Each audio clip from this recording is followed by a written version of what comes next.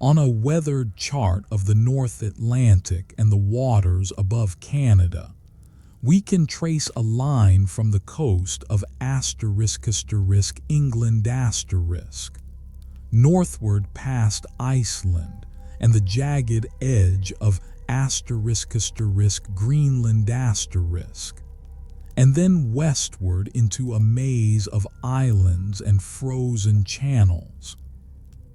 Near the top of this map, in what is now the territory of Nunavut lies King William Island a low, windswept place surrounded by ice for much of the year. It is here, or very near here, that one of the 19th century's most storied voyages came to its quiet, uncertain end. The year on this map reads *1845**. In that year, two ships of the Royal Navy, HMS Erebus and HMS Terror, departed from the Thames with 129 officers and men aboard. Their mission was to navigate the Northwest Passage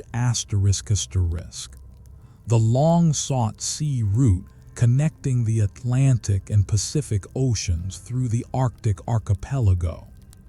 The ships were well provisioned, carrying food for 3 years and equipped with the latest in Victorian technology, including steam engines adapted from railway use.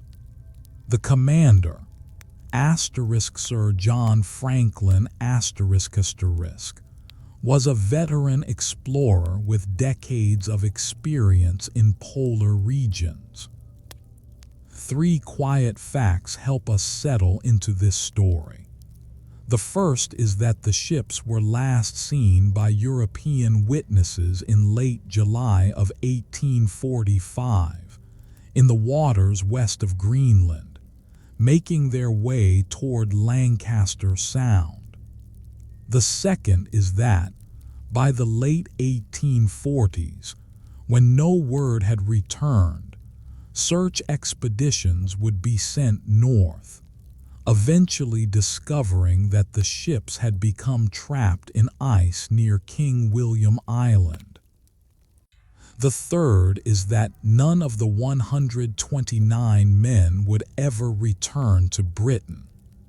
What happened to them in the intervening years remains, even now, only partially understood. Tonight, we will walk through that history slowly and gently. We will spend time with the ships in their hopeful early days, loading at the docks, crossing the Atlantic, entering the summer ice of Baffin Bay. We will step inside the wooden hulls, into the lamplit compartments where men ate and slept and passed long hours while the ice pressed against the planking outside.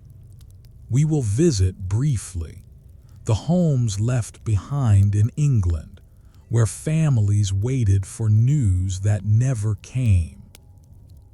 And we will touch lightly on the searches that followed and the traces that were eventually found.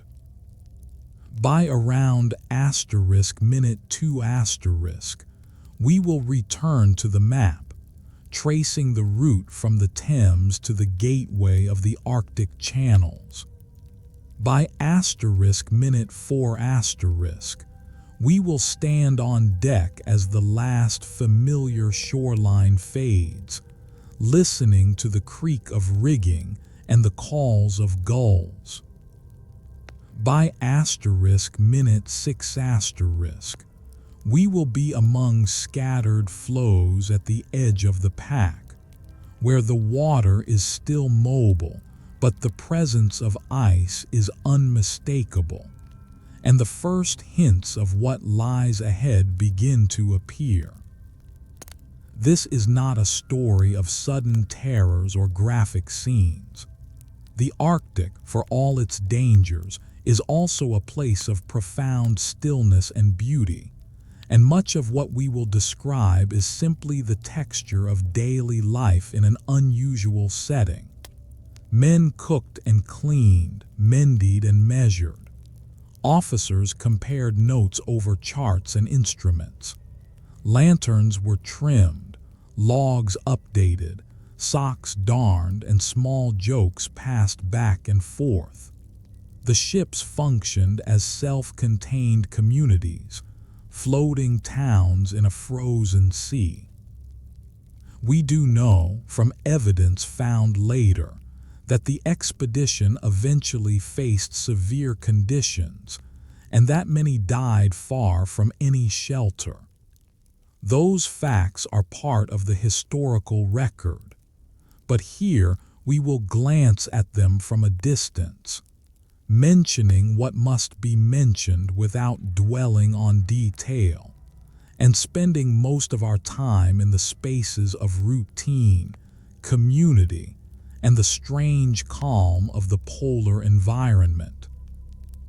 If you are listening to this in a quiet moment, perhaps near bedtime, you can let the story carry you without needing to hold every fact in mind. The packing is slow, the tone is steady, and the goal is not to alarm but to accompany. If your thoughts wander or your eyes grow heavy, the narration will simply continue, and you can pick up the thread another time. Under the spoken words, you may hear a soft suggestion of wind, or the faint creak of timbers like a ship at rest. Those are only to keep you company. The Arctic, as we will describe it, is a place of long silences, broken occasionally by the groan of ice or the call of a bird. That quietness is part of what makes the story so particular, and part of what we will try to convey. Imagine the map one more time. Britain at the bottom, the Arctic islands at the top, and two small ship silhouettes moving slowly northward. That is where we begin, at the quiet intersection of inked coastlines and pale sea.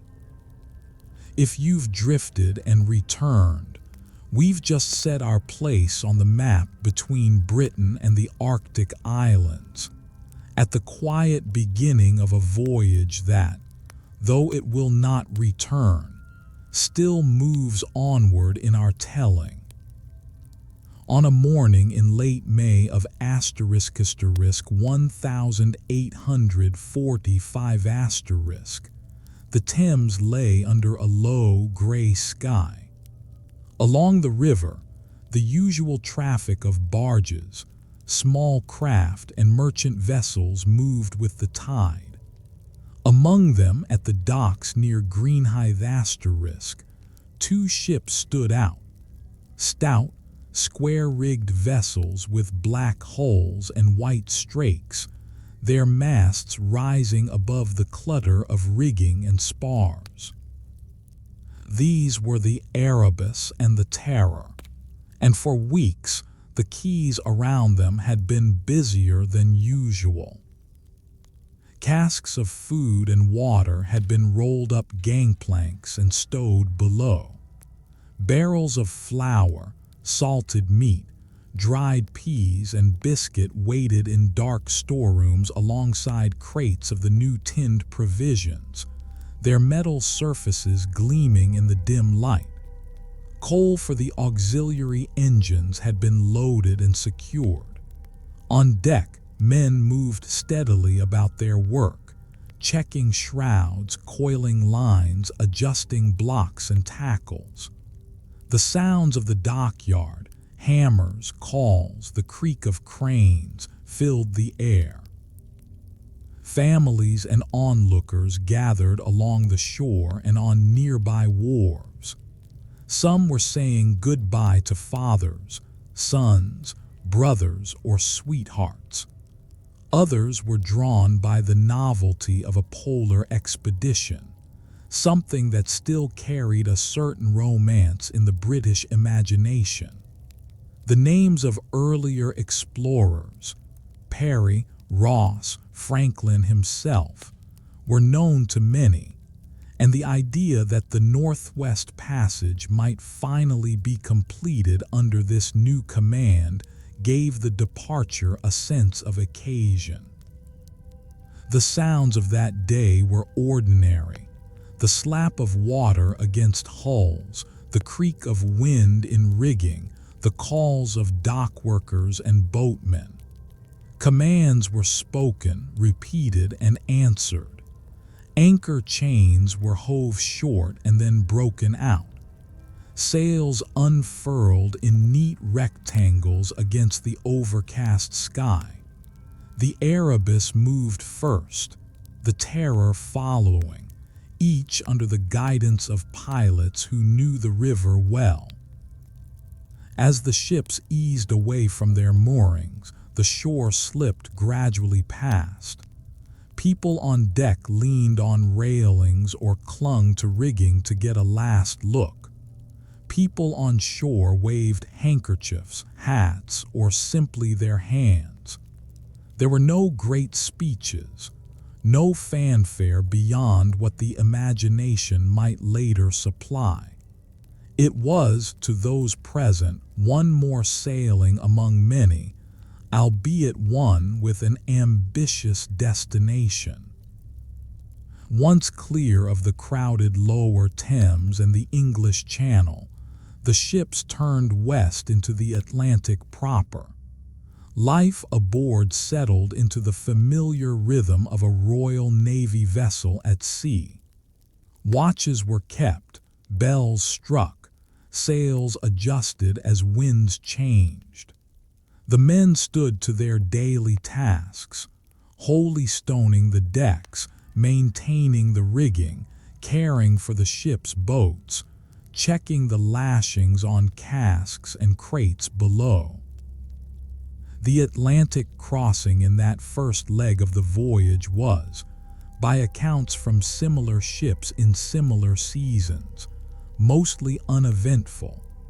Days of overcast skies alternated with brighter weather. Swell rolled in from distant storms, lifting and lowering the hulls without much drama. At times the ships sailed close enough to each other that signals could be exchanged or officers could visit between them. At other times, they were separated by miles of water, each a small moving point on the surface of a vast ocean. As the days passed and the ships made their northing, the temperature began to fall. The men pulled on extra layers, taking advantage of the ample woolen clothing and coats issued for the voyage.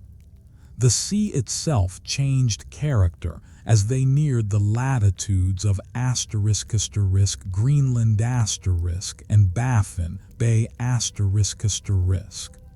The color of the water deepened to a colder blue. Gulls and other sea birds appeared in greater numbers.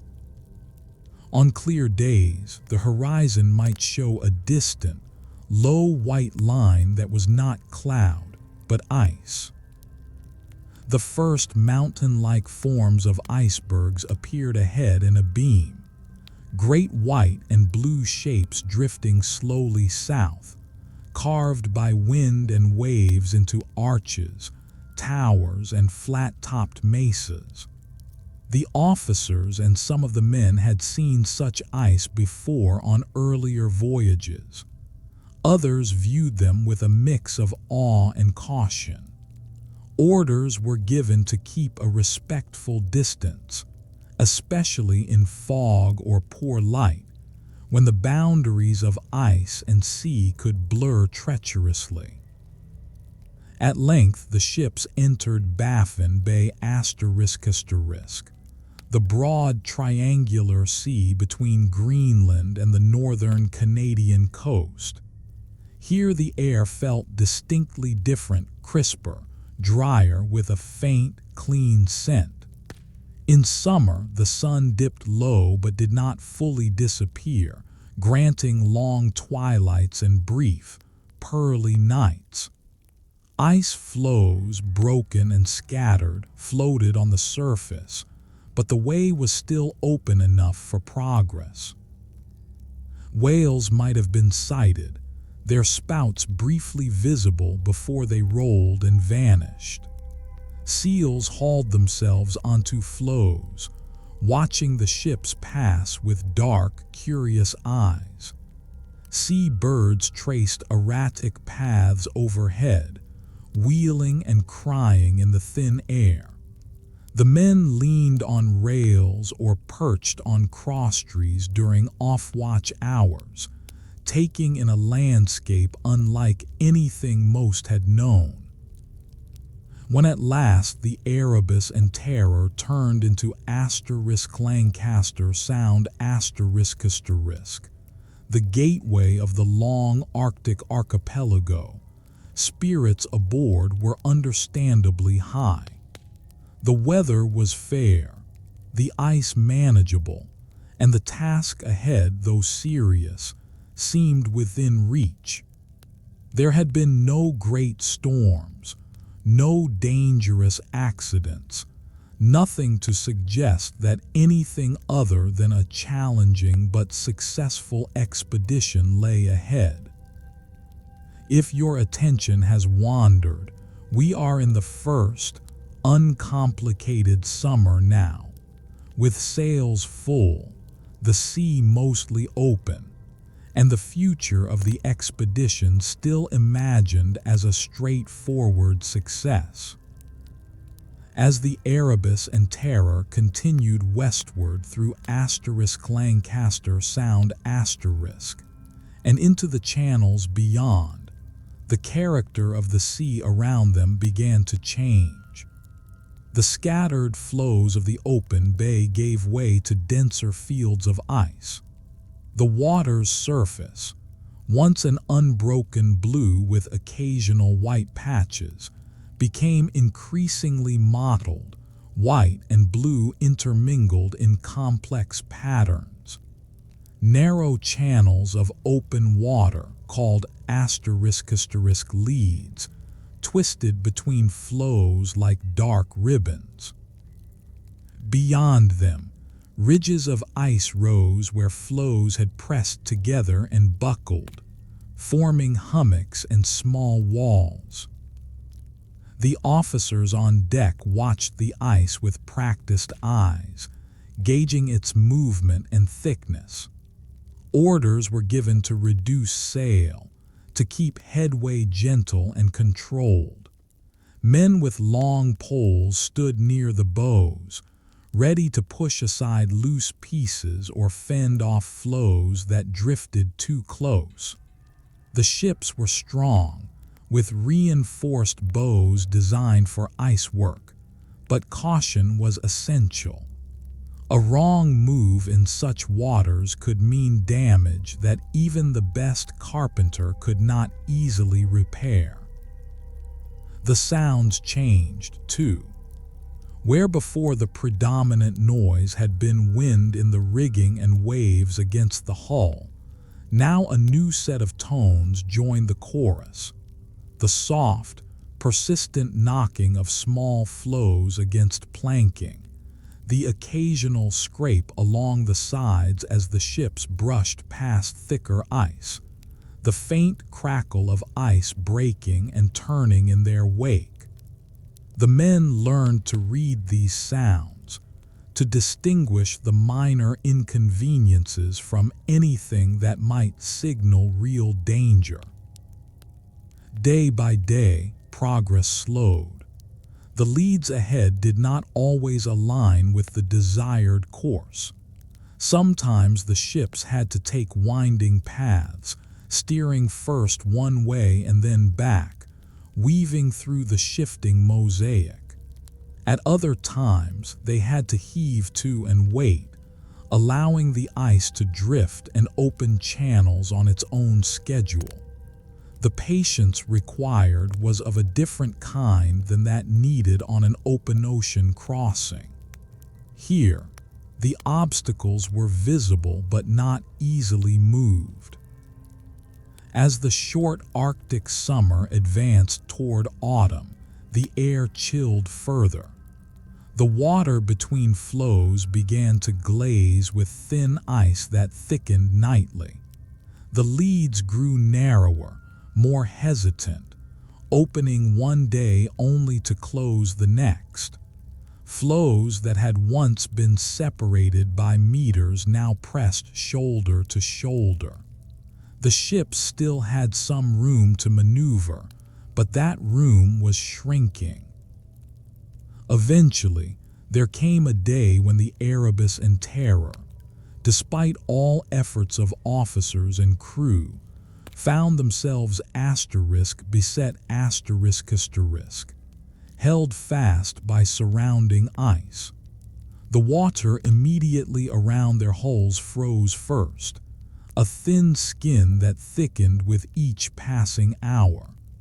Beyond that, the pack pressed and flexed, the floes shifting and rotating but no longer allowing any clear channel to open for a ship of their size. Being beset was not in itself an unforeseen or catastrophic event. Arctic expeditions of the period expected to overwinter in the ice. Ships were provisioned with this in mind. Routines had been developed on previous voyages for such situations. Lowered gangways could be set onto the ice, turning the frozen sea into a kind of solid yard around the hulls. Snow walls could be built to shelter from the wind.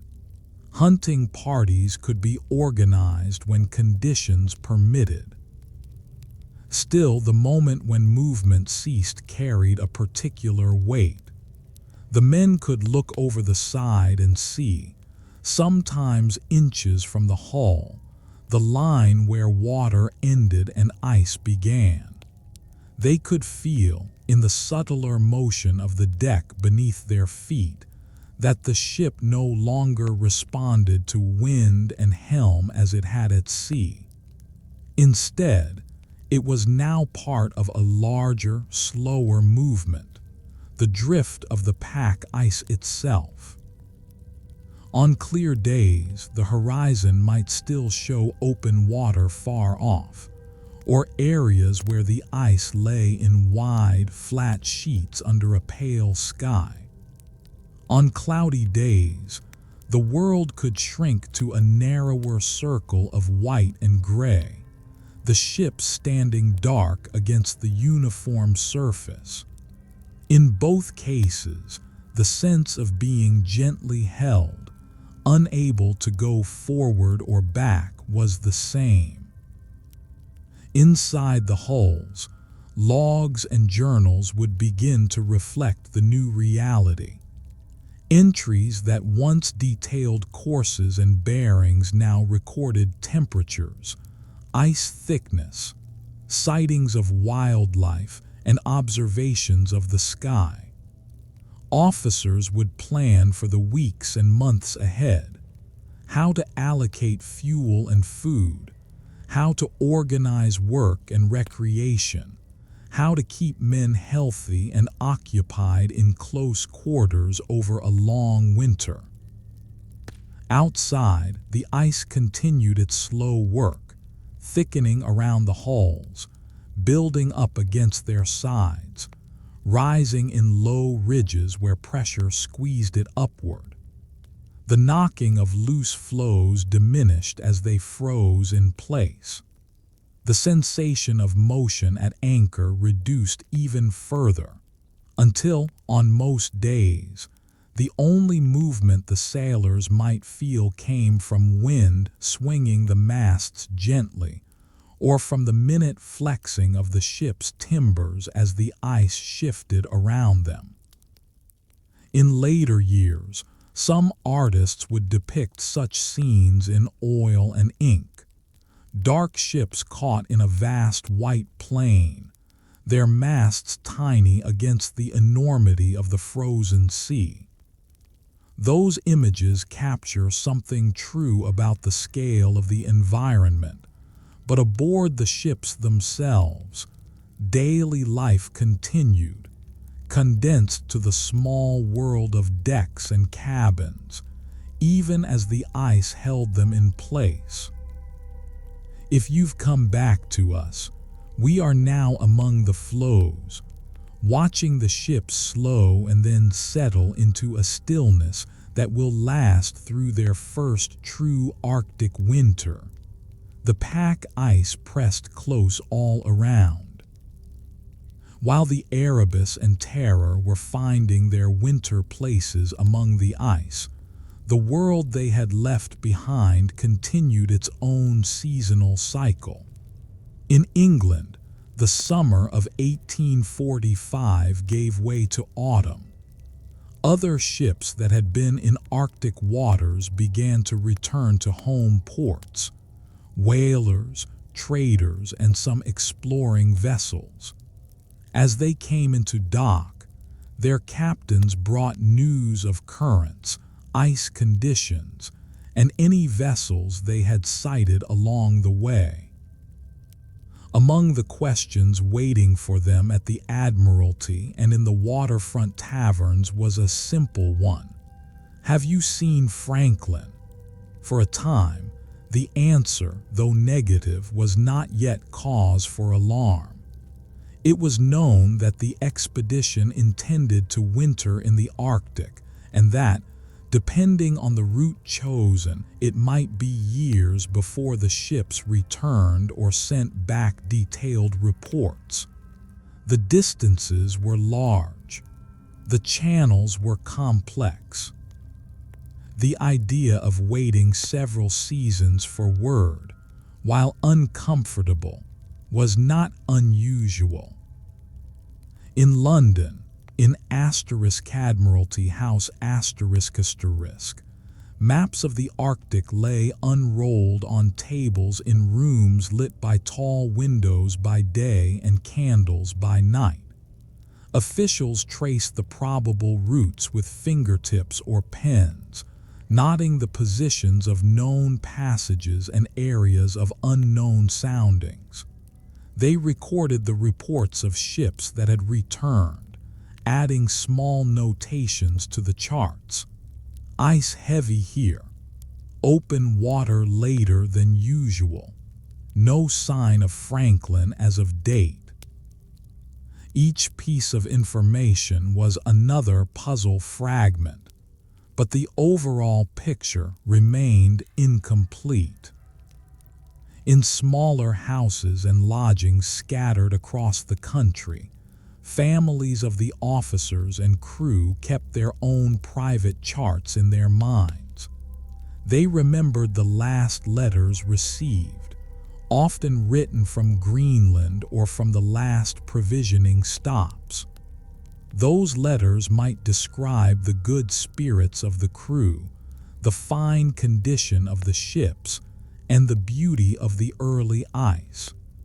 They might mention a hope that news would be sent home soon, circumstances permitting. The families read and reread these words during long winter evenings, holding them as reassurance in the silence that followed. The first year passed. Another summer thinned the ice in the Arctic, and more ships came and went. Again, captains and whaling masters were asked about Franklin and his ships. Again, the answer was that they had not seen them.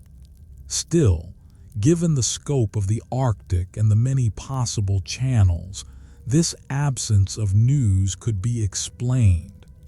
The Erebus and Terror might be further west than expected, or in some sheltered bay awaiting the right winds.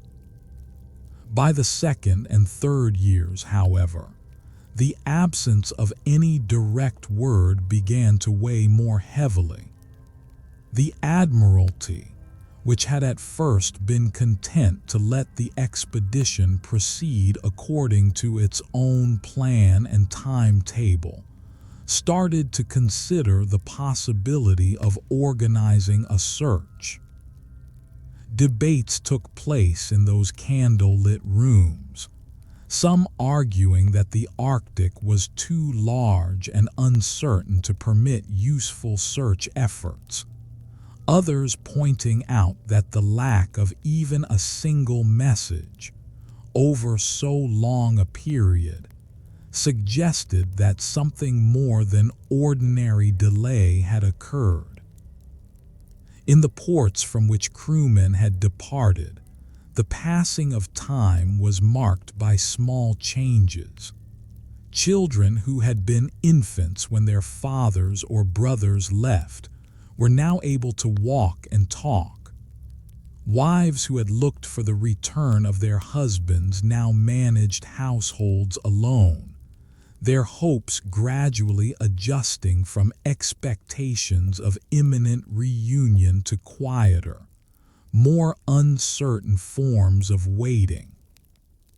Friends who had boasted of knowing men on the grand expedition began to speak of them in the past tense without quite meaning to. The channels of communication that connected Britain to the Arctic were, by modern standards, fragile and thin. There were no radios, no telegraphs strung under the sea, no aircraft to survey the ice from above. Information traveled at the speed of a sailing ship or, at best, a steamer in more tempered waters. In winter, the Arctic itself was effectively sealed to news-carrying vessels. Even in summer, the routes were few and dictated by ice. This slowness gave uncertainty room to grow. The absence of word from Franklin's expedition was not, at first, the loud kind of crisis that draws immediate, widespread attention. It was a long, drawn-out quiet, a letter that did not arrive, a mention in a shipping report that was never made. It was a space on the map that remained blank longer than expected. It was the slow realization building over several years that the expected pattern, outgoing voyage, period of work, then return or at least message, had been broken. In time, lanterns would burn late in Admiralty offices as officials considered proposals for search expeditions. Ships would be sent north with the explicit mission of finding Franklin or learning his fate. But during the window we are in now, between 1845 and roughly 1848, we live in the time of questions without answers, of calm days in London and silent days in the Arctic, linked only through imagination. If you've been dozing, we are in the long silence now, when the ships lie hidden in ice and no message comes back to the harbors they left, only a growing awareness that the usual patterns have quietly failed to repeat. While the world beyond the ice waited without news, life inside the Erebus and Terror continued in patterns that, at least for a time, felt almost ordinary to the men living them. The interior of a 19th century naval vessel was a world of its own, a carefully arranged set of spaces designed to house, feed, and organize a large number of people in a relatively confined volume of timber and iron. Below the main deck, the lower decks formed a layered set of compartments, storerooms in the depths, mess areas nearer the middle, officers' cabins and workspaces in the more privileged positions. Light entered through small deck prisms and hatchways by day, but much of the illumination came from oil lamps and candles, their flames flickering in glass or tin lanterns that cast warm pools of yellow across wood planking and painted bulkheads. For the ordinary seaman, the ** mess deck * was the heart of daily life. Here, long tables and benches could be set up and taken down as needed, making space for meals, tasks, and occasionally theatrical performances. Each mess group had its own utensils, its own small supply of condiments and treasured extras. Meals were served from central coppers in the galley, carried in steaming buckets and ladled into bowls or onto plates. The food, salted meat, ship's biscuit, dried peas, oatmeal, and when available, a little preserved fruit, did not vary as much as anyone might have wished, but it was hot and filling, and the ritual of eating together added flavor of its own. After meals, men would talk, sing, or listen to someone reading aloud from a book. The Royal Navy of the mid-1800s valued literacy, and many sailors could read or were learning to. A Bible might be read or a popular novel of the day, the words carrying through the low-ceilinged space as men sewed, carved small objects, or simply stretched out on the benches, digesting both food and story. The combined sense of lamp oil, hot food, wool, and wood smoke created an atmosphere that, while close and sometimes smoky, was familiar and comforting. At night, the mess deck transformed into a sleeping area as hammocks were slung from hooks in the beams. Each man had his assigned place. The hammocks, once occupied, swung gently with any motion of the ship, rocking their occupants in a slow, unconscious rhythm. In the Arctic ice, where the hull moved far less than on open ocean, the hammocks might hang almost still, their occupants breathing the primary motion. The air could be cold. Frost sometimes formed on iron bolts and along the inner planking where the heat of the interior met the chill of the polar night. Extra blankets and thick clothing were essential. Officers' cabins, while more spacious and private than the mess deck, were modest by any standard.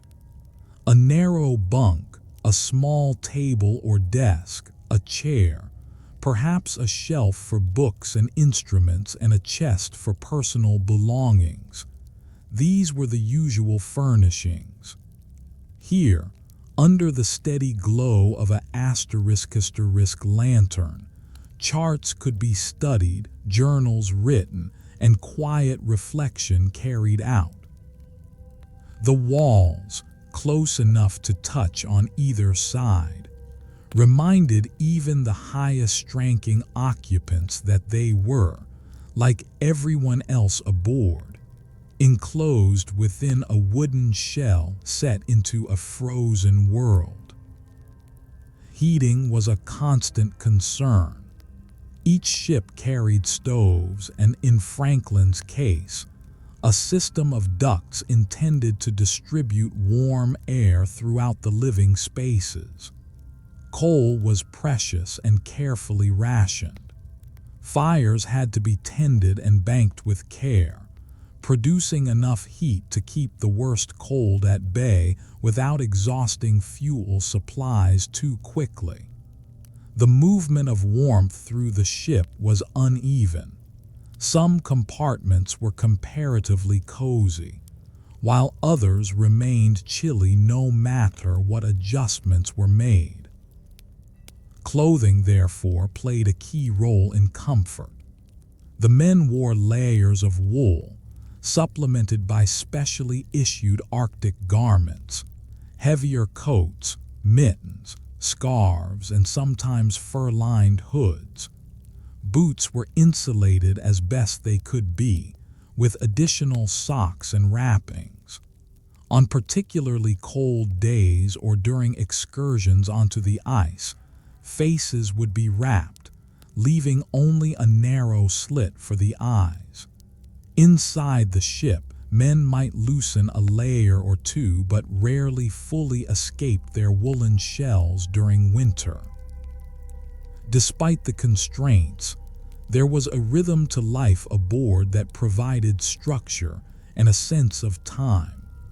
Watches were kept around the clock. Bells marked the passing of each half hour, their soft ringing filtering down through decks. Duties rotated. Some men would spend a watch on deck checking lines, others in the engine spaces monitoring equipment, others in storerooms ensuring that barrels and crates remained secure as the ice flexed around the hull. Between watches, there were quiet intervals for rest, reading, letter writing, or simply sitting and listening to the subtle creaks and sighs of the ship. The asterisk lanterns that hung from beams and bulkheads became small suns in this closed world. Their light defined the boundaries of activity. Within the circle of glow, tasks could be performed, faces recognized, expressions read. Beyond that circle, shadows stretched into corners and passageways, blending with the wood and iron. The men tended these lights as carefully as they tended the fires, trimming wicks, cleaning chimneys, and making sure that fuel stores of oil and candles were used at a prudent pace. If your thoughts have slipped away, we are inside the ships now, where lanterns pool light against the surrounding dark and daily rituals continue while the ice presses quietly outside. A Royal Navy ship in the mid-19th century was a place of clear hierarchy.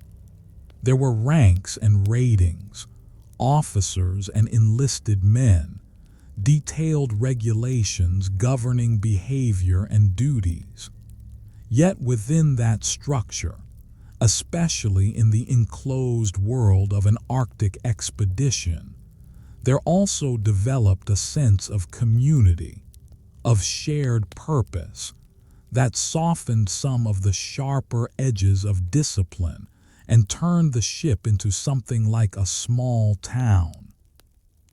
At the top of this structure, aboard the Erebus, was Sir John Franklin ***, and on the Terror, Captain Francis Crozier ***. Under them were lieutenants, warrant officers, and petty officers, each with defined responsibilities. Below them, the seamen, marines, and specialists formed the working body of the crews. The formality of titles and salutes remained, but months in close proximity tended to humanize everyone in the eyes of everyone else. In long winters when the ships were trapped, the officers took particular care to keep minds and spirits engaged. One method was through education. Classes were organized on board, with men attending voluntary lessons in reading, writing, or arithmetic.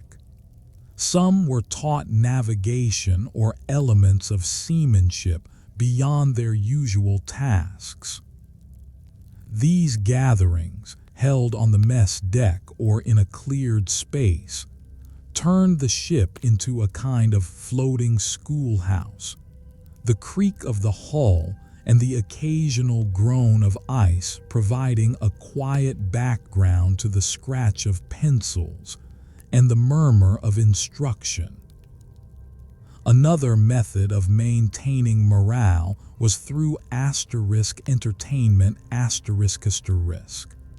The tradition of shipboard theatricals was well established in the Navy by Franklin's time. Costumes were improvised from whatever materials could be spared: old uniforms, blankets, spare cloth. Scenery might be painted on canvas or chalked on makeshift boards. Programs would be written out in neat script and posted in communal areas, announcing comedies, recitations, or musical evenings. On performance nights, the mess deck would transform into a theater, with benches arranged for an audience and a temporary stage set at one end.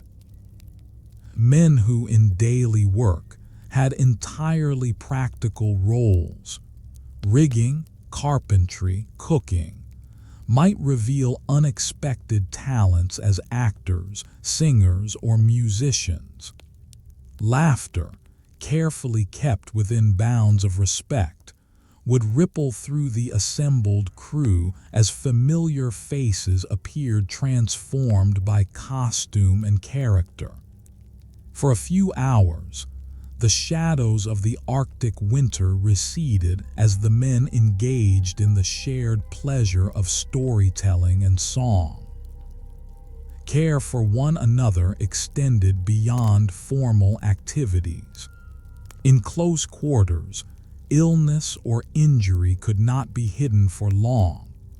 When someone fell sick, the surgeons and their assistants did what they could within the limits of their era's knowledge and supplies.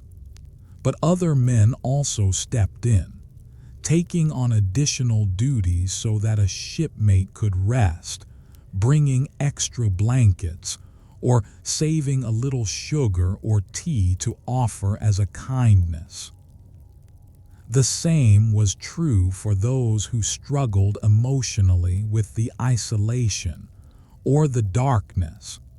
Small gestures of inclusion and companionship could make a real difference. The mess groups, which ate and socialized together, often became the primary units of this informal support.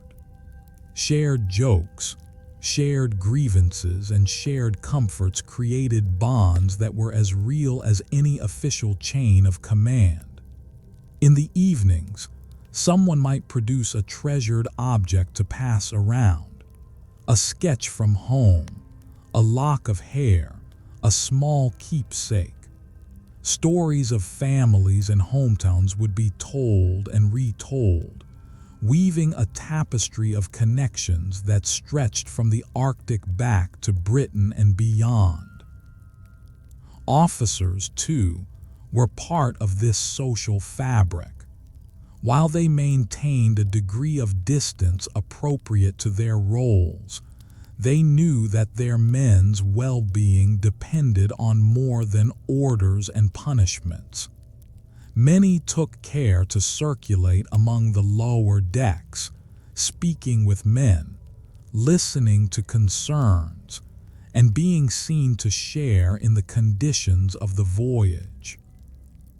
In the messes reserved for officers, conversation would turn not only to navigation and duty, but also to the character and mood of the crew, and how best to guide the small community entrusted to their care. The ships themselves facilitated this sense of shared life. With space so limited, there were few truly private corners. Everyone knew, in a general sense, how everyone else was faring. The sounds of someone coughing in an adjacent compartment or laughing at a joke two messes over reminded each man that he was not alone. Even in sleep, rows of hammocks moving gently with the same motion linked the men in a common experience. This cooperation also extended to work on the ice when conditions allowed for activities beyond the hulls. Parties sent out to survey, hunt, or exercise had to trust one another completely. Ropes might link them for safety in case of hidden cracks or thin ice. Sledges loaded with supplies required coordinated effort to move. In such situations, the rank differences remained, but mutual dependence was unmistakable.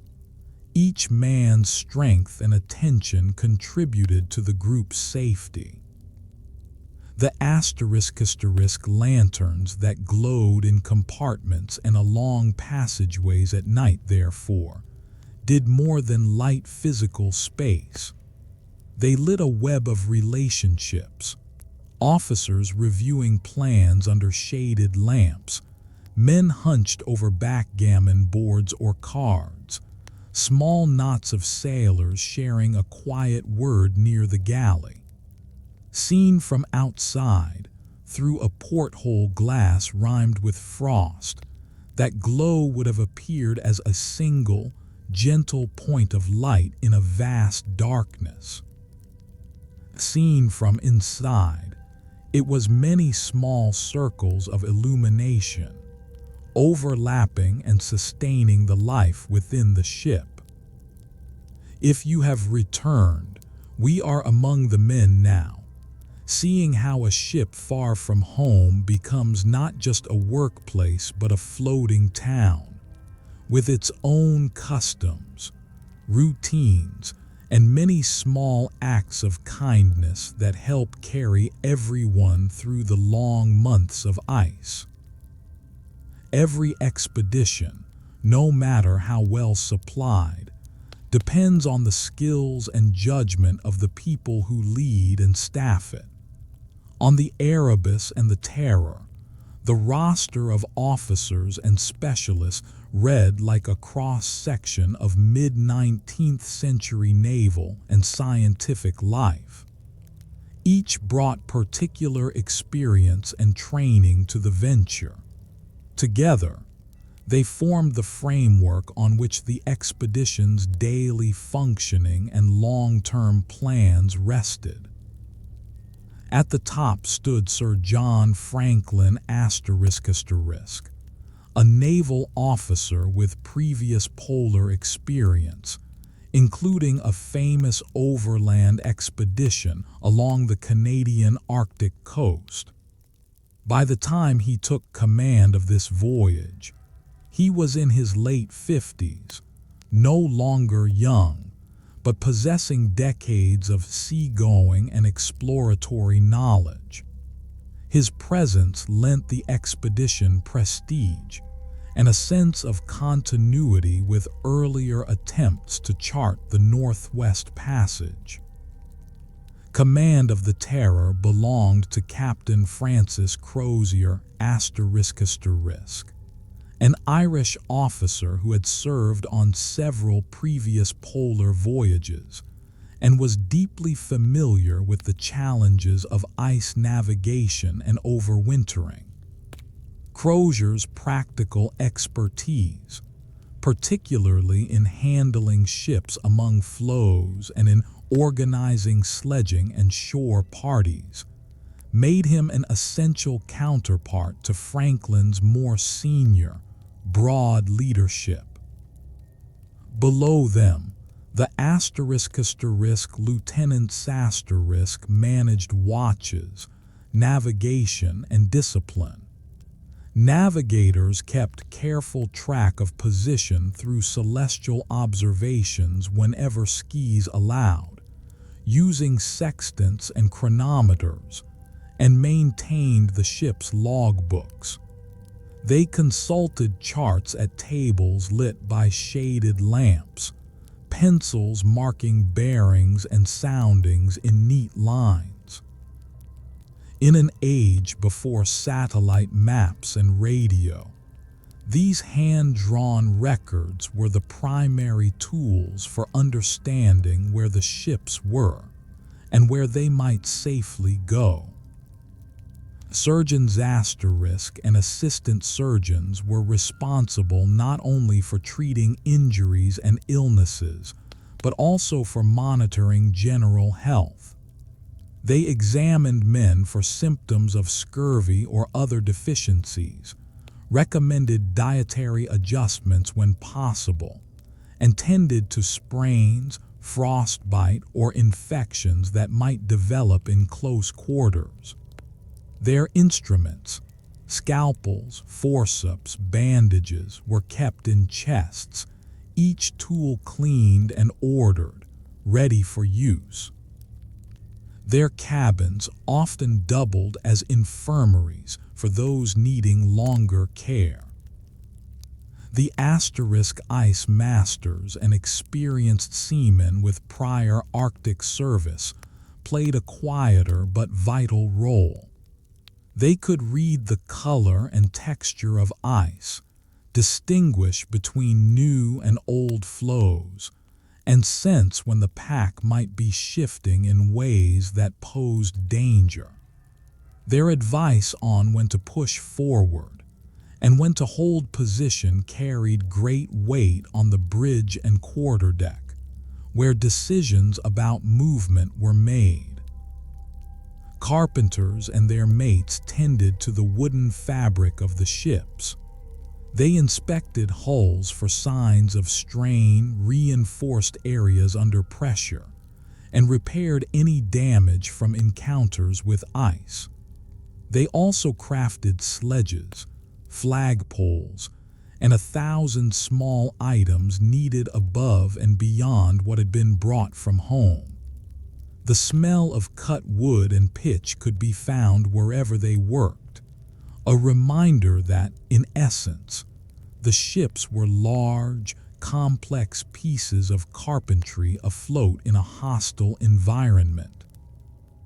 The presence of engineers, and engine room staff marked a more modern note in these otherwise traditional sailing vessels. The Erebus and Terror had been fitted with auxiliary steam engines, adapted from railway technology, to help them maneuver through calms or ice-strewn passages. Engineers monitored boilers, fuel consumption, and the condition of machinery.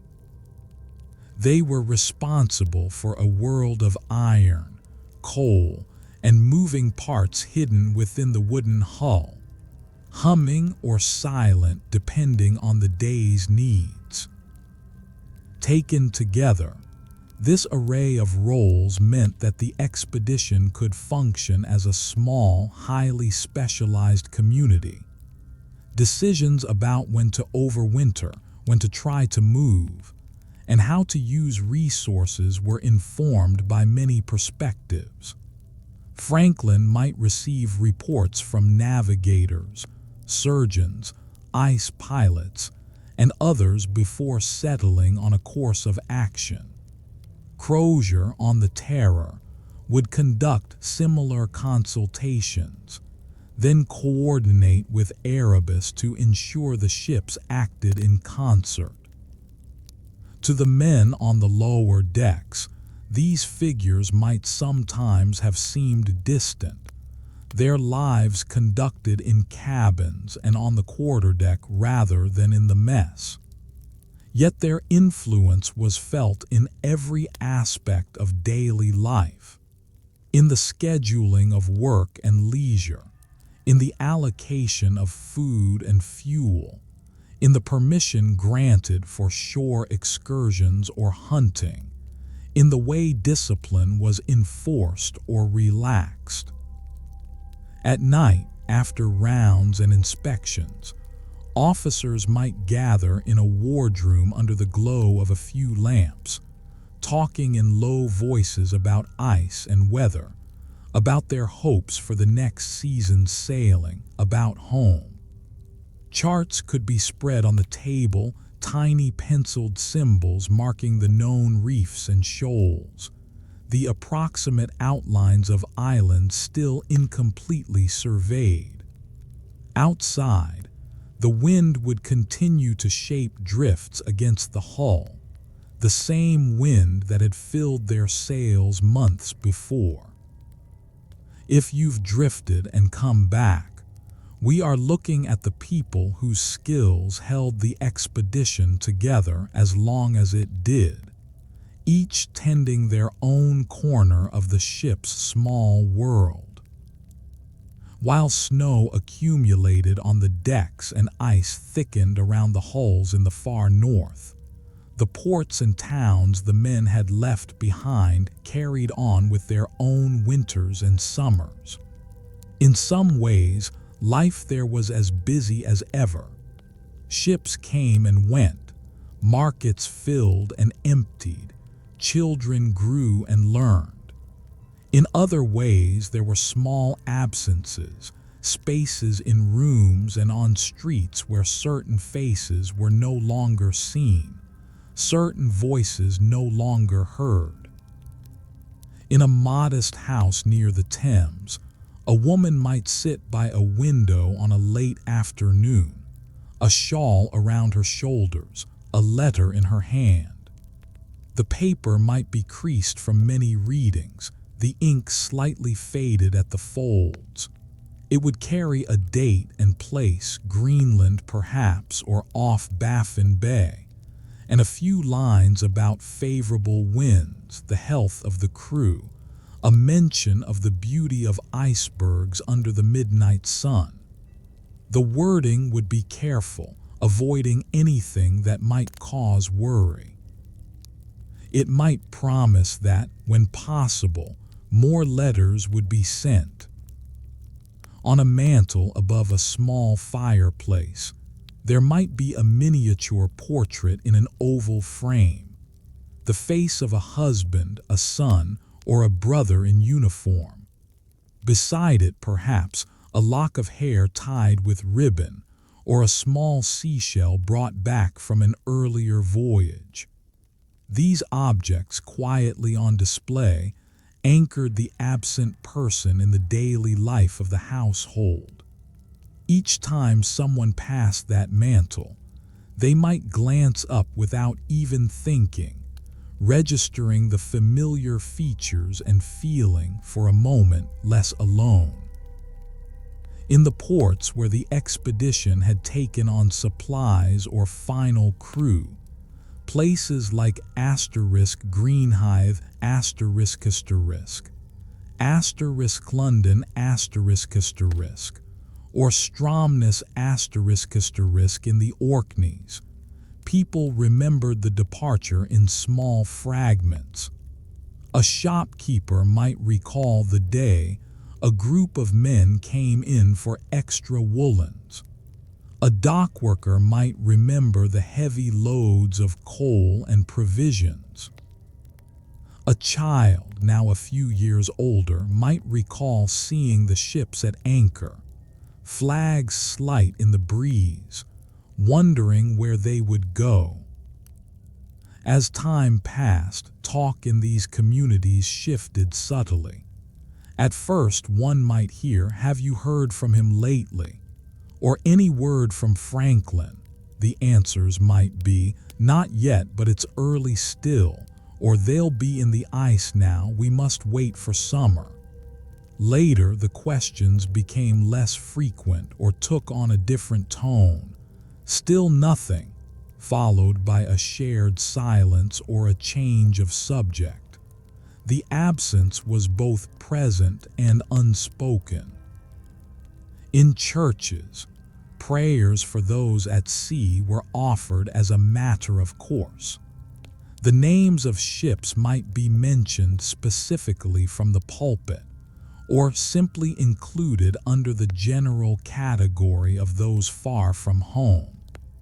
Families of the expedition would stand or kneel among their neighbors, listening to familiar words, drawing what comfort they could from the communal reassurance that they were not waiting alone. The Admiralty, too, inhabited this waiting. In its offices, the charts and logs we have already imagined lay open or closed on desks, depending on the day. The men who worked there in uniforms or civilian dress had their own families and routines. For them, Franklin's expedition was one concern among many, but as summers passed without news, it moved steadily up the list of matters requiring attention. As news of the lack of news spread in quiet ways, the public imagination began to engage. Newspapers occasionally mentioned the expedition, sometimes with optimistic speculation about new discoveries it might be making, sometimes with more anxious questions about its silence.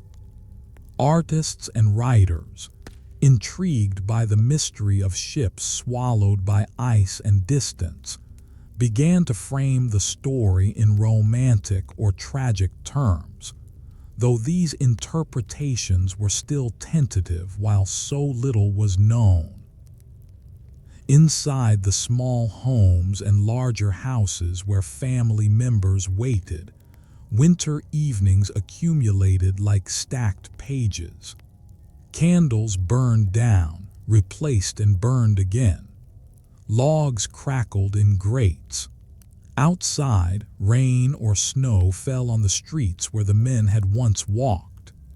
Inside, people continued with daily tasks, mending clothes, preparing meals, teaching children, keeping accounts, all the while carrying an awareness that part of their life was elsewhere, somewhere along the white margins of that Arctic map.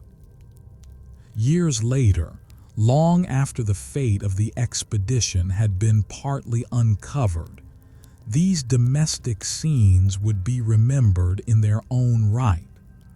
The story of Franklin's voyage is not only the story of ships in ice, but also the story of homes that waited, of communities that lived with open-ended questions, of memory that had to accommodate both hope and, eventually, loss. If your mind has been far away, we are back in the home ports for a while, seeing how the silence of the Arctic was felt as a different kind of silence in English streets and houses, where letters stopped coming but lives had to go on. While the Erebus and Terror lay frozen near King William Island ***, they were not truly alone in that landscape, even if they felt so to the men aboard. The Arctic around them was home to Inuit communities whose ancestors had been living with ice, wind, and seasonal cycles there for many generations, and to animals whose movements followed patterns of their own, guided by instinct and opportunity rather than charts and compasses. On winter days when the wind eased and the horizon lay clear, a careful observer might have seen, at great distance, low shapes on the snow that were not hummocks or ship-thrown blocks of ice, but snow houses or igluit ***, built partially below the level of the surrounding drift. From their rounded forms, thin trails of smoke might rise, hinting at the warmth within. The snow itself, when properly shaped and arranged, made insulating walls far more effective than bare wood could provide. Inside such structures, light came from stone lamps burning seal oil, their flames steady and bright, casting a warm glow on fur clothing hung to dry and on the faces of families gathered around simple meals. The smell of oil smoke mingled with the scent of cooked meat and hide, creating an atmosphere very different from the tar and timber of a European ship, but no less home-like to those who lived there. In milder seasons, Inuit families might travel along coastlines and across sea ice with dog teams wooden sleds pulled over snow by lines of dogs whose thick coats suited them to the work. Kajate slender kayaks and umiaks larger skin boats, would take to the water once sea ice retreated enough to open leads and coastal passages. Clothing, carefully sewn from animal skins and furs, was specifically designed to shed wind and retain warmth, the cut and stitching refined by long experience. The animals that moved through this region followed their own schedules. Caribou migrated across the tundra in flowing lines, hooves clicking softly over frozen ground and snow. Seals surfaced at breathing holes in the ice, their dark heads appearing briefly as they scanned for danger before slipping back under. Polar bears paced the edges of floes and shorelines, patient predators in a world where food could be scarce. Sea birds nested on cliffs and islands in the brief summer, filling the air with sound and movement.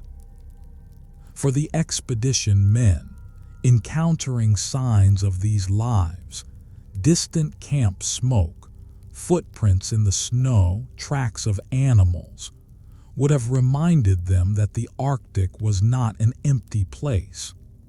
They were visitors in a landscape already understood and used in ways they were only beginning to grasp. Some expeditions in this era sought and received help from Inuit communities, trading goods, learning travel techniques, and benefiting from local knowledge of ice, weather, and game. In the specific case of Franklin's expedition, much of what the outside world later learned about its final phases came from Inuit oral histories, accounts of meetings with gaunt men dragging boats over ice, of camps found abandoned, of large wooden objects, ships, seen crushed in ice or sunk in shallow water. These stories were gathered by later searchers and explorers, then translated and written down. Over time, they formed an essential part of the puzzle, filling in pieces that European records alone could not provide. Because we are telling this story as a calm, sleep-safe history, we will not follow those recollections into their darker details. It is enough to acknowledge that such encounters occurred, that Inuit observers saw the expedition in its most difficult moments, and that their memories have helped later generations understand more of what happened. The full content of those accounts is best approached in other contexts, where attention can be fully focused and prepared. For our purposes tonight, it is enough to imagine that, somewhere beyond the horizon of the trapped ships, there were other lights. The glow of seal oil lamps in snow houses, stars reflected in the eyes of sled dogs resting after a long run, the soft motion of caribou and the silent passage of polar bears under the same moon. The land and sea that seemed so stark from the deck of a British vessel were to others a place of long familiarity with its own roots, shelters, and seasons. If you've returned to us, we're beside the people and animals who already knew how to live where the expedition struggled, sharing the same sky and snow, but moving through the landscape by very different paths. As the year turned and the sun dipped lower, there came a time when, above certain latitudes, it no longer rose fully above the horizon. Daylight became a brief, muted glow, bracketed by long periods of twilight and eventually full darkness. For the Erebus and Terror, overwintering in the high Arctic meant living through polar night, a stretch of weeks or months when lamps and lanterns provided the only reliable illumination. On deck, the change was felt in stages. At first, dawn came later and dusk earlier, the span of true day narrowing. Then, even at noon, the light seemed to skim along the horizon, casting long blue shadows across the ice and painting the undersides of clouds with soft pink and orange. Finally, the sun ceased to appear at all, its presence marked only by a subtle lightening of the southern sky at midday. During these times, the ship's ** watches continued. Men assigned to stand guard on deck dressed in their warmest clothing, layers of wool and fur wrapped around bodies, faces protected as much as possible from the wind. They paced slowly along familiar routes, eyes and ears attuned to any change in the creaking of the ice, any unusual sound from the hull, any movement in the darkness beyond the ship. They checked rigging, lines, and any equipment exposed to the elements, making sure nothing vital had frayed or frozen fast. Above them, the sky took on an unfamiliar clarity. In the absence of city lights or even much ambient glow, stars shone with an intensity rarely seen at lower latitudes. Constellations arched from horizon to horizon. Some nights, the aurora borealis would appear, faint at first, then brightening into shimmering curtains and ribbons of green, occasionally tinged with red or purple, shifting and rippling as if in response to unheard music. The men on watch might pause for a moment, faces turned upward, to take in this silent display. Whatever else the Arctic held for them, it also held beauty, and the aurora was one of its most striking gifts. After a time, though, duty called eyes back to the nearer world of deck and ice and ship. Below decks, the absence of natural light made little difference to routines. The mess decks and cabins had always relied primarily on lamps and candles and those continued to burn as needed. What changed was the sense of time. Without sunrise and sunset as anchors, the markers of the day became bells, watches, and meals. Morning was when breakfast was served. Night was when hammocks were slung, and most of the crew lay down to rest, even if outside the darkness had never fully lifted. Someone was always awake. The system of watches ensured that at any hour, some portion of the crew was on duty, either on deck or near critical systems inside.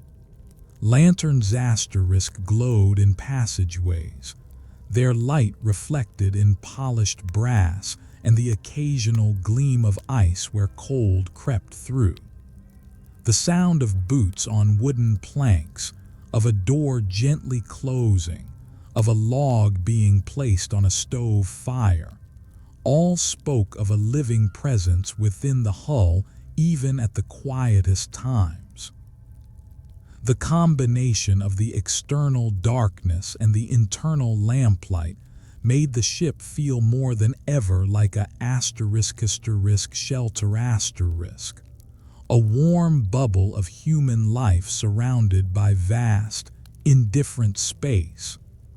Stepping outside, even for a moment, meant crossing a threshold from warmth and noise into hush and cold.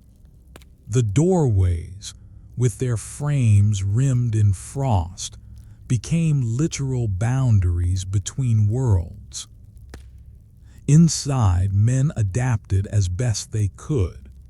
Some found comfort in the predictability of routines, the same tasks at the same hours, the same meals, the same small diversions. Others turned inward, reading, writing in journals, or simply sitting in thought. Conversations often circled around memories of daylight and warmth, summers in home ports, earlier voyages in milder seas, gardens and fields far to the south where winter meant rain rather than ice. The officers, aware of the psychological effects of long darkness, did what they could to keep minds occupied and hopeful. Scheduled entertainments, readings, games, music were spaced throughout the weeks. Religious services were held when possible, their familiar words and hymns a comfort to many. The promise of returning light, marked on calendars and in almanacs, gave a distant point toward which to look. On some particularly clear nights, a man standing on deck might look out over the ice, see the curves of snow under starlight, hear the faint groan of structures shifting far away, and feel, for a moment, very small. Then he might turn and see, through the ship's windows and open hatchways, the steady glow of lanterns, the movement of his shipmates, the tangible signs of shared life, and feel connected again to something larger than himself. If you are drifting in and out, we are in the long winter nights now, when a few lanterns and a steady routine held back the vast darkness around the ships, and the slow passage of hours was marked by soft footsteps and the glow of lamps.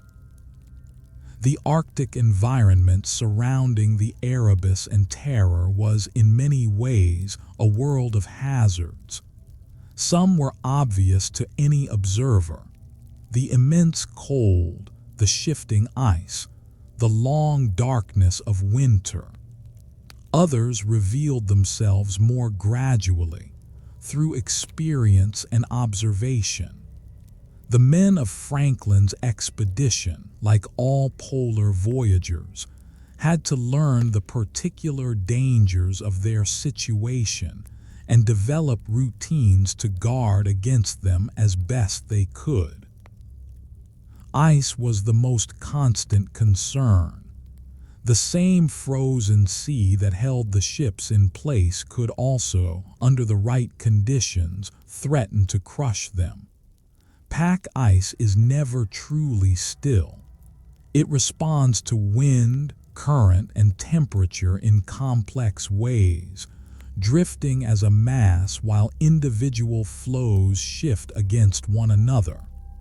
When the pressure built, flows could ride up against each other, creating ridges and hammocks. When that pressure directed itself against a ship's hull, the consequences could range from minor creaking to catastrophic damage.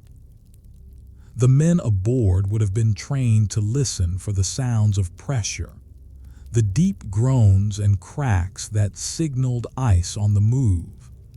During severe pressure events, extra hands might be called on deck to watch for danger, ready to attempt emergency measures if the hull showed signs of serious strain.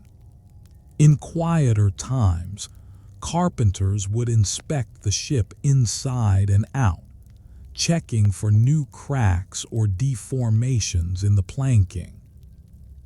The reinforced construction of both vessels gave them better odds than ordinary ships, but no wooden hull could withstand unlimited force. Walking on the ice surrounding the ships posed its own challenges. While the surface often looked uniform and solid, it was rarely so in fact. New ice, formed during a calm, cold spell, could be deceptively thin. Older flows might have hidden weaknesses where melt and refreeze cycles had created pockets of slush or air. Pressure ridges, though impressive to look at, were treacherous to climb, their jumbled blocks shifting underfoot. Even on relatively safe stretches, the surface could be slick, sending an unwary walker sprawling. The standard practice was to move carefully, often roped together when venturing far from the ship. Poles or oars could be used to test the ice ahead. Men learned to read the subtle signs that distinguished one type of surface from another: the color and texture of the ice, the sounds it made underfoot, the presence or absence of frost flowers and other indicators. Such knowledge was passed down through experience and shared among shipmates, each adding their observations to the collective understanding. Cold injuries were another constant risk. Frostbite could begin within minutes of exposure to extreme temperatures, especially when wind was involved. The first signs were often numbness and a pale, waxy appearance of the skin, particularly on fingers, toes, ears, and nose. Left untreated, the damage could become permanent. The surgeons aboard would have dealt with cases ranging from mild to severe, using the limited means available to them. Careful rewarming, protection of affected areas, and, in the worst cases, procedures that we will not describe in detail here. Prevention was the first line of defense. Clothing was layered and carefully maintained.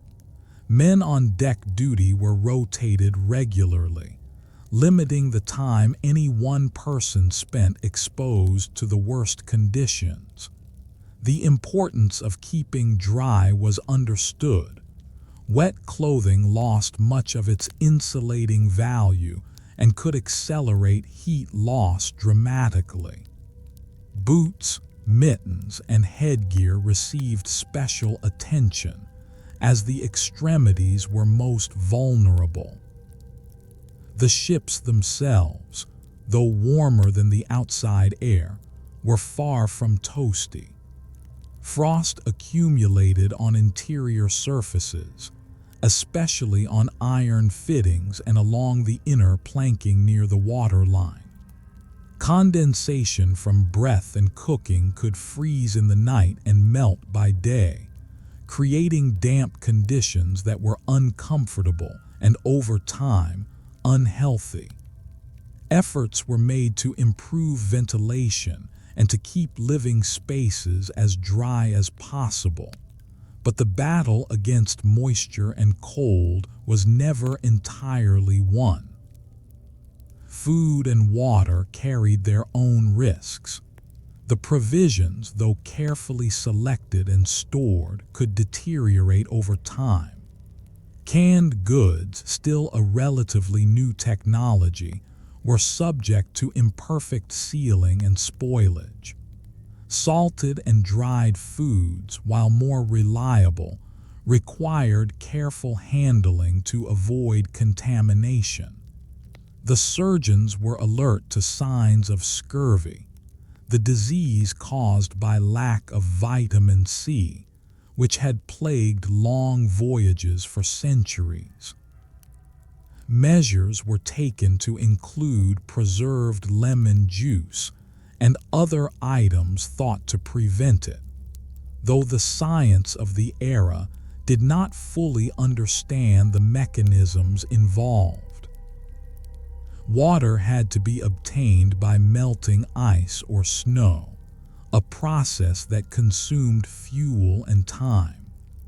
The quality of the resulting water varied depending on the source. Old sea ice, having lost most of its salt through natural processes, was preferred over new ice or snow that might contain impurities. Water barrels had to be kept from freezing solid, which meant storing them near heat sources or insulating them heavily.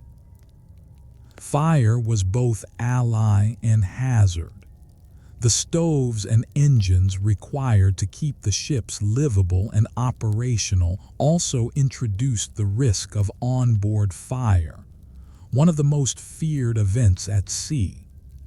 Procedures for handling fuel, maintaining stoves, and responding to sparks or flames would have been drilled into the crew. The combination of open flame, dry timber, tar, and stored oil made vigilance essential. At the same time, the cold ensured that firefighting water would freeze quickly if not used immediately, adding another complication. Beyond these physical dangers, there were subtler hazards to morale and mental well-being. The isolation, the darkness, the sameness of days could weigh on even the steadiest minds. The officers worked to counter this through the structured activities we have already described, but the awareness of risk was always present. In journals and accounts from similar expeditions, one sometimes reads of men becoming withdrawn, irritable, or despondent. The community aboard had to watch for such signs and respond with patience and support. Through all of this, the expedition carried on. The hazards were known, accepted, and managed as well as circumstances allowed. The men did not live in constant panic. Rather, they lived with a background awareness of danger, punctuated by moments of heightened alertness when conditions demanded. The lanterns that glowed below decks at night illuminated faces accustomed to caution, to routine, to the quiet discipline that allowed life to continue even at the edges of the known world. If your attention has wandered, we are moving carefully now over ice and through the ship, noting the many hazards that required constant vigilance and the precautions that became second nature to everyone aboard. The Arctic seasons, for all their harshness, did follow a rhythm. After months of darkness and cold, there came a time when the sun began to return. At first, it was only a faint glow on the southern horizon at midday, a lightening of the sky that lasted minutes before fading back into twilight. Gradually, that glow grew stronger longer, until one day the sun itself appeared, a pale disk rolling along the ice edge before dipping below again. For the men aboard the Erebus and Terror, the return of light was a significant event. It marked a turning point in the year, a reminder that the cycle of seasons had not stopped, even if their ships remained fixed in place. The lengthening days brought practical benefits: easier observation, better conditions for work on the ice, and a boost to morale that no amount of lamplight could fully provide. With the light came warmer temperatures, at least by Arctic standards. The mercury in thermometers, which had spent months far below freezing, began to climb. Ice that had been hard and unyielding started to soften on its surface. Meltwater pooled in low spots, creating shallow ponds that reflected the sky. The snow, once dry and powdery, became wetter and heavier, transforming the landscape's texture. These changes brought hope that the ice might release its grip on the ships. In the channels and sounds of the Arctic archipelago, summer could open leads lanes of navigable water threading through the pack. If the ships could reach such leads and the leads connected to open sea, there was a chance of making progress toward their goal, or at least toward more favorable wintering positions. Expeditions in similar circumstances often used these periods to send out sledging parties to scout the surrounding area. Small groups of men, hauling supplies on wooden sledges, would travel over the ice to survey the coastline, look for open water, hunt for game, or simply stretch their legs after months of confinement. These excursions were arduous but also liberating, a chance to move through the landscape rather than simply endure it. Hunting became more productive as animals returned or became more active. Caribou might be spotted crossing distant ridges. Seals appeared at breathing holes and hauled out on floes. Birds arrived from southern waters, filling the air with calls and motion after the long silence of winter. Fresh meat, when obtained, was a welcome addition to the diet, and the exercise of hunting provided its own benefits. The ships themselves required attention after months in the ice. Sails that had been furled and covered were inspected for damage. Rigging was checked and repaired. Decks, caulking, and hull planking were examined for signs of wear or leakage. If conditions allowed, the ships might be heeled over slightly to inspect and work on portions of the hull normally below the water line. Such work was difficult in cold conditions, but the extended daylight made it more feasible. Social life aboard shifted subtly with the returning light. Where winter had drawn people inward, toward the warmth and company of the mess decks, summer invited more time on deck and on the ice. Men gathered at the rails to watch the changing colors of the sky or to observe wildlife. The mood lightened. Conversations turned more readily toward plans and possibilities rather than mere endurance. Yet even in these easier intervals, the expedition's situation remained uncertain. The ice around the ships might soften, but it did not necessarily release them. Leads that opened one day could close the next, refreezing into barriers as solid as before. The geography of the region, a maze of islands, channels, and shoals, meant that even open water did not guarantee a clear path forward. Each summer brought hope, but also the possibility of another year trapped. For Franklin's expedition, we know from later evidence that the ships remained beset through multiple seasons, unable to break free despite the efforts made. The exact sequence of events during these intervals is not fully documented. The written records that survive are fragmentary.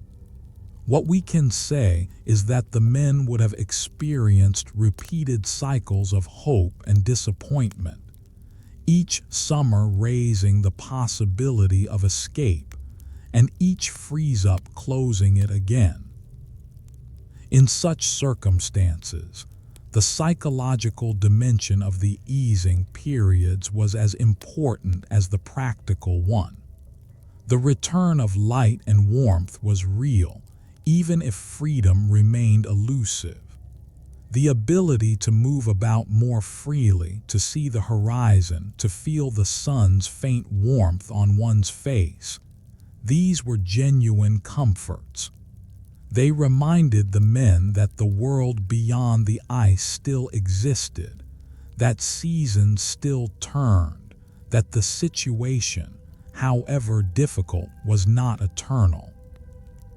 On calm evenings during these intervals, when the wind dropped and the ice settled into a quiet equilibrium, one might stand on deck and look out over a landscape of pale blues and whites, the low sun casting long shadows across the frozen sea. The silence would be different from winter's silence, less oppressive, touched with a sense of possibility. Somewhere beyond the horizon, open water waited. The question was only whether this year would be the year it could be reached. If you've been elsewhere in thought, we are in one of the quieter intervals now, when the sun returns and the ice softens a little, and the men allow themselves to hope that this might be the season when everything changes. At some point in the course of Franklin's expedition, a decision was made to abandon the ships and attempt a journey over the ice and land toward possible rescue. This decision, recorded in a note found years later at a cairn on King William Island, marks a turning point in the story, a shift from waiting to acting, from hoping the ships might break free to accepting that they would not. The note, dated April 1848, indicates that Sir John Franklin had died in June 1847, and that Captain Francis Crozier had assumed command. It states that the ships had been beset since September 1846, and that the survivors were preparing to head south on foot. The tone of the note, though brief and factual, conveys the gravity of the situation without elaboration. For the men involved, the decision to leave the ships would have been weighted with significance. The Erebus and Terror were their homes, their shelter, and their means of returning to Britain. To walk away from them was to acknowledge that those wooden walls, which had held out the cold and dark for so long, could no longer serve their purpose. It was also to commit to a journey of uncertain length over terrain that offered little in the way of support.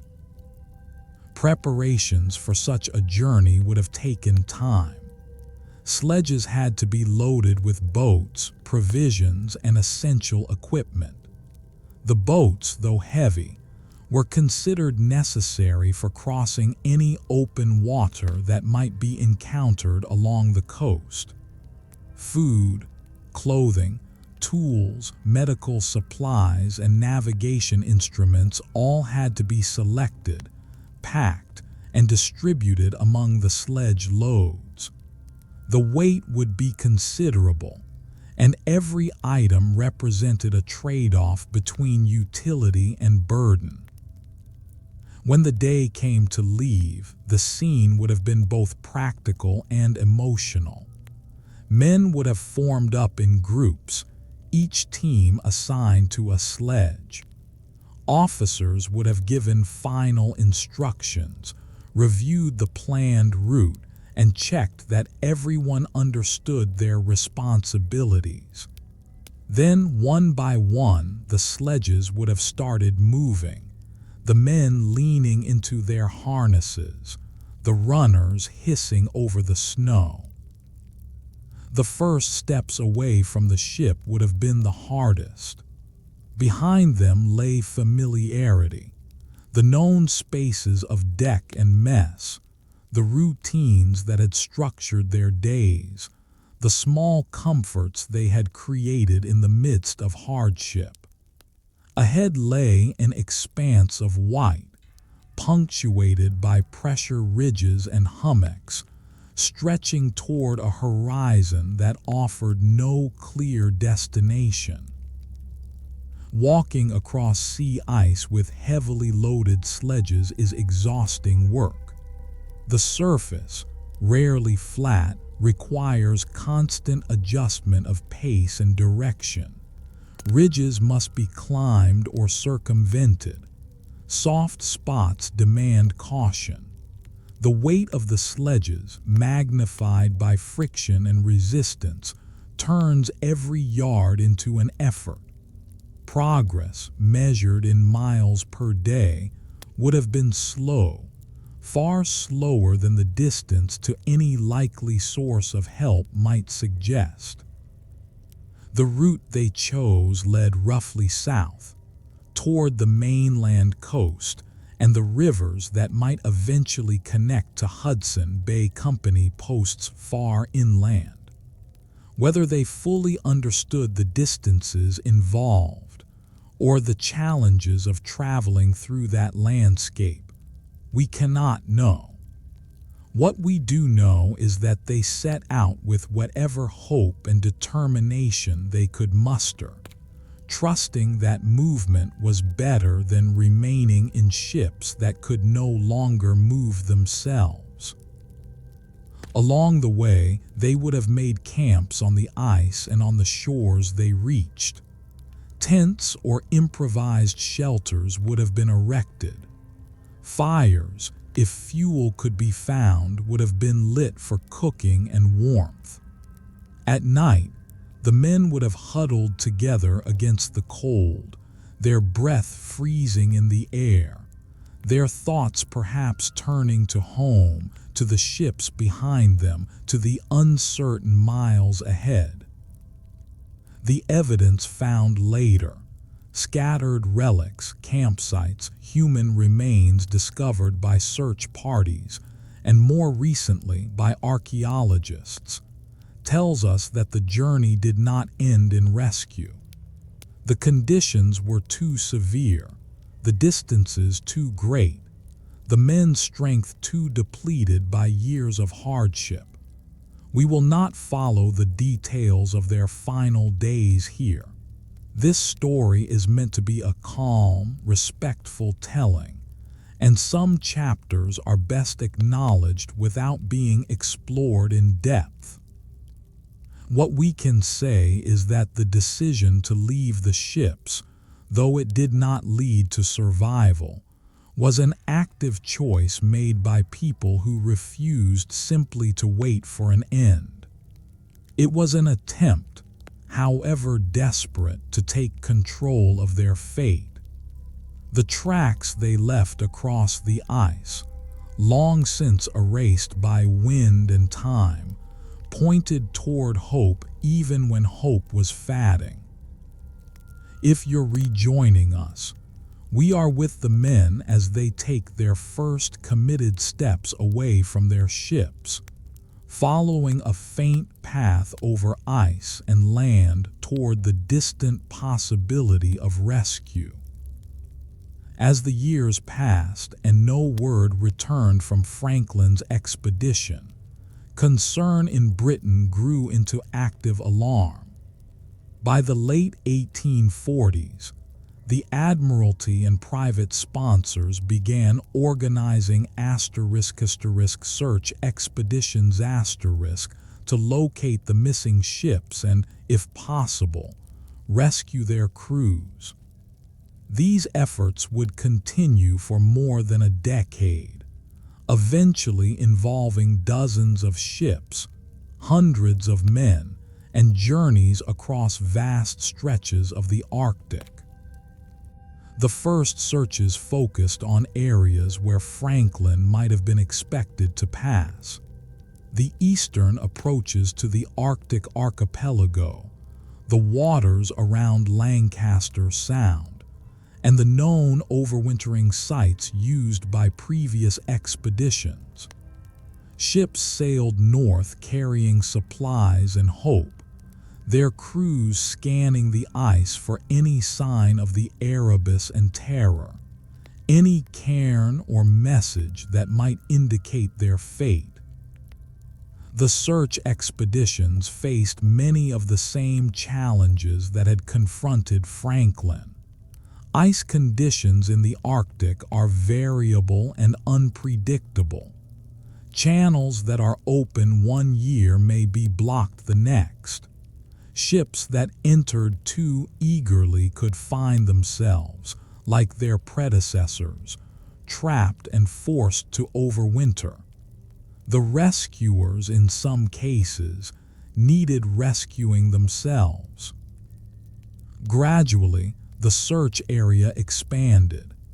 Expeditions approached from different directions, from the east through Baffin Bay and Lancaster Sound, from the west through the Bering Strait, from the south overland through Hudson Bay Company territory. Each approach had its advantages and limitations. None quickly yielded the clear answers that families and officials hoped for.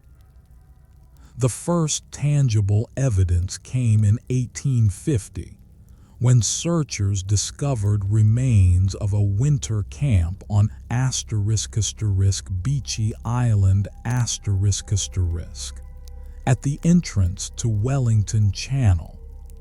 There they found the graves of 3 men who had died in early 1846, along with remnants of supplies and equipment. These findings confirmed that Franklin's expedition had reached at least that far and had spent time there, but they offered no clue to what had happened afterward or where the ships had gone. Over the following years, additional pieces of the puzzle emerged. In 1854, Dr. John Ray, a Hudson Bay Company employee experienced in Arctic travel, encountered Inuit people near the Boothia Peninsula who possessed relics from the expedition, and shared oral accounts of meeting starving men on the ice and finding bodies on King William Island. Ray's report, which included information about the desperate final stages of the expedition, was controversial in Britain, but pointed searchers toward the correct area. Further expeditions confirmed and expanded on these findings. In 1859, Captain Francis Leopold McClintock led a voyage that reached King William Island and discovered more relics, including the written note at Victory Point that we mentioned earlier. His expedition also found human remains and scattered objects along the shore, evidence of the final march south. The general outline of the expedition's fate was now established, though many details remained and remain unknown. The search expeditions were remarkable endeavors in their own right. They involved long voyages, dangerous ice conditions, and the same kinds of hardships that had afflicted Franklin's crews. Some searchers perished. Others survived only through extraordinary effort and luck. The maps they produced and the knowledge they gained about the Arctic archipelago were valuable contributions to geography and science, even as the human tragedy they sought to resolve remained incomplete. For the families waiting in England, the news that filtered back over the years brought a mixture of relief and sorrow. Relief that the uncertainty was ending, that their loved ones' fates were becoming clearer. Sorrow that those fates were not the safe returns they had hoped for. Memorial services were held. Monuments were erected. The names of the 129 men passed from anxious waiting lists into the rolls of the honored dead. The story of the searches is also a story of connection between the British expeditions and the Inuit communities whose knowledge proved essential, between different nations and approaches to Arctic exploration, between the past and the future, as the lessons learned informed later ventures into the polar regions. The ice that had swallowed Franklin's expedition also, in time, gave up fragments of its secrets, allowing partial reconnection with the men who had vanished into its silence. If you have slipped away and come back, we are now with those who went looking, tracing small signs across the same cold spaces where the original expedition disappeared, slowly assembling the fragments of a story that had seemed lost forever. The Arctic, for all its dangers, is also a place of extraordinary beauty. The searchers who sailed north in pursuit of Franklin's lost expedition encountered landscapes that, even in their grief and purpose, moved them to record and remember. And the relics they found, brought back to Britain and eventually to museums around the world, carry their own quiet power, connecting us across nearly 2 centuries to the men who once used them. The light in the high Arctic has a quality unlike anywhere else. In summer, when the sun circles low around the horizon without setting, shadows stretch long and colors shift through subtle gradations of blue, gold, and pink.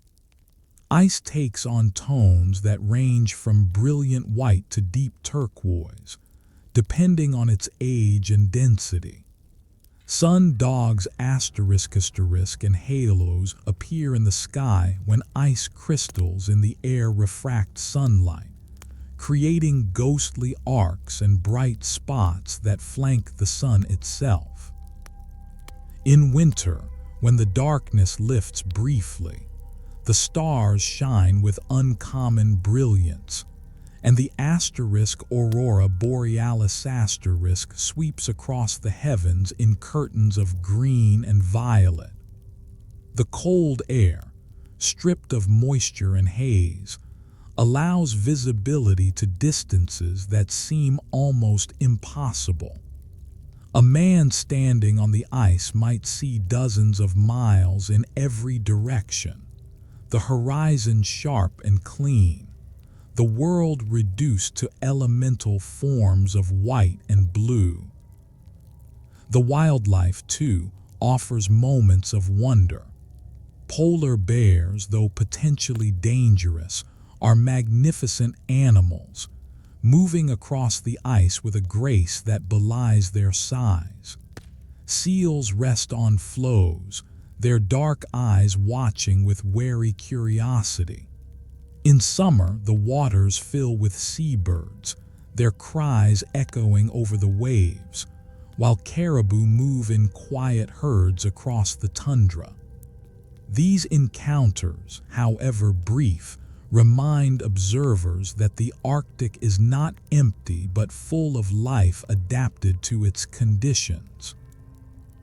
The relics recovered from Franklin's expedition are now scattered among several museums, with significant collections in Britain and Canada.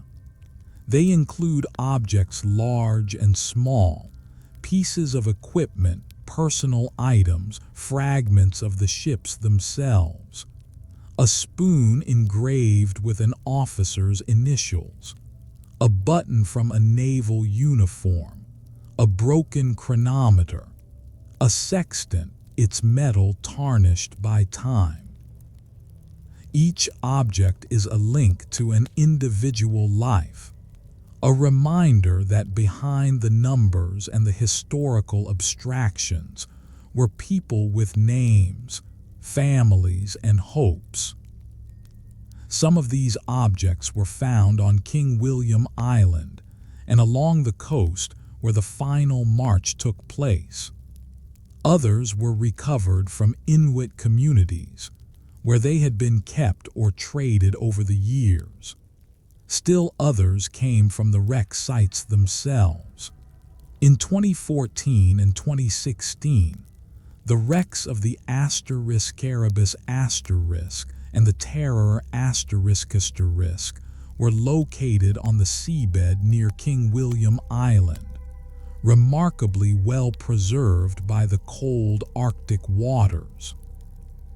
Remote-operated vehicles have explored and photographed the ships, revealing details that no amount of surface searching could have provided.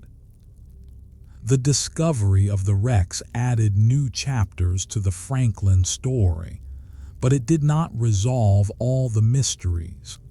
We still do not know exactly what happened aboard the ships in their final months, what decisions were made, what conversations took place. The written records are fragmentary. The archaeological evidence, though rich, is open to interpretation. Some questions may never be answered with certainty, leaving room for continued research, debate, and wonder. This uncertainty is, in its own way, part of what keeps the Franklin story alive. It invites curiosity without fully satisfying it. It connects us to the limitations of historical knowledge, reminding us that the past is not a closed book but a territory still being mapped. The men of the expedition, silent now for so long, continue to prompt questions, to inspire expeditions, to appear in books and films and dreams. For those of us listening to this account in a quiet room, perhaps drifting toward sleep, the Arctic may seem very far away. Yet the objects in museums, the images from wreck sites, and the stories passed down through generations create a kind of bridge. We can hold in mind the shape of a spoon, the glint of a button, the silhouette of a ship resting on the seabed, and feel, however faintly, a connection to people who lived and died in a place most of us will never see. If your mind has been wandering, we are lingering now over the strange beauty of the Arctic and the small objects that remain, quiet witnesses to a voyage that disappeared into the ice and has never quite stopped calling us back. Before we close, let us return once more to the ships themselves, to the time before the decision to march, when the Erebus and Terror were still intact and their crews still reasonably hopeful.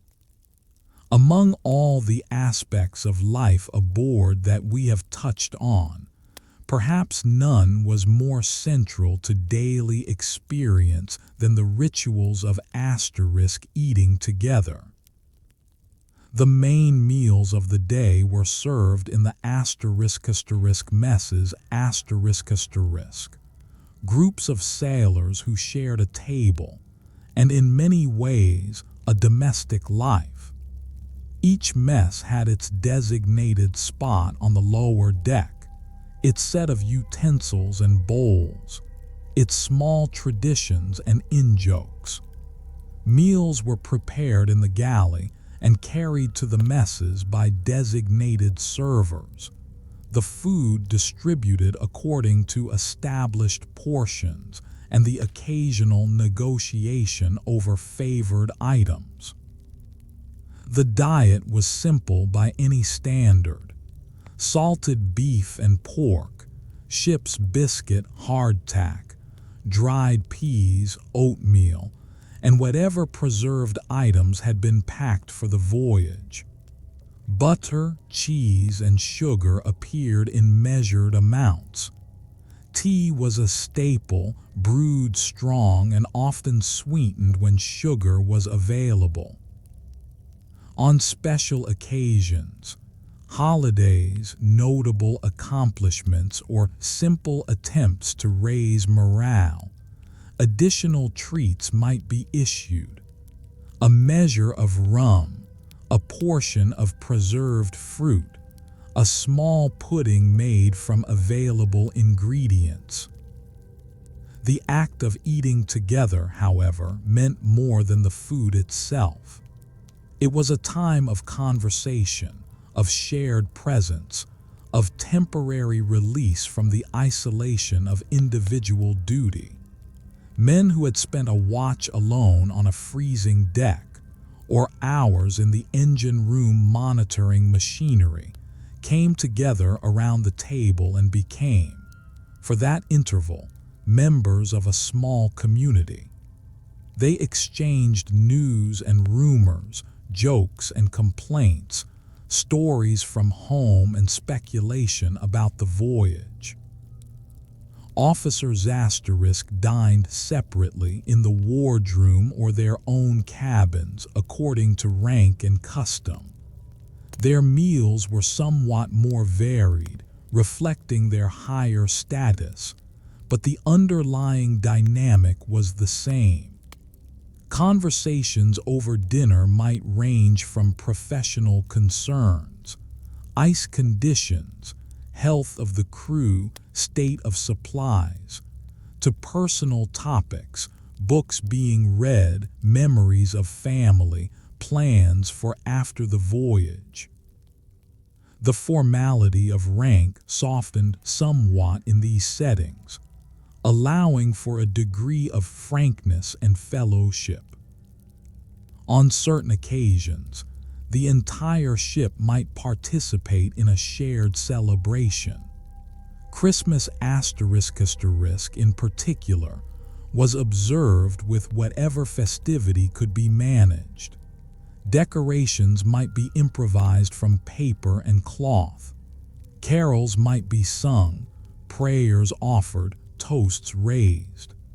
The cooks would do their best to produce something special from the available stores. Even in the depths of winter, surrounded by ice and darkness, the tradition of marking the holiday brought a measure of warmth and connection. These communal meals served psychological purposes as well as physical ones. They provided structure in days that might otherwise blur together. They reinforced social bonds that were essential for cooperation and morale.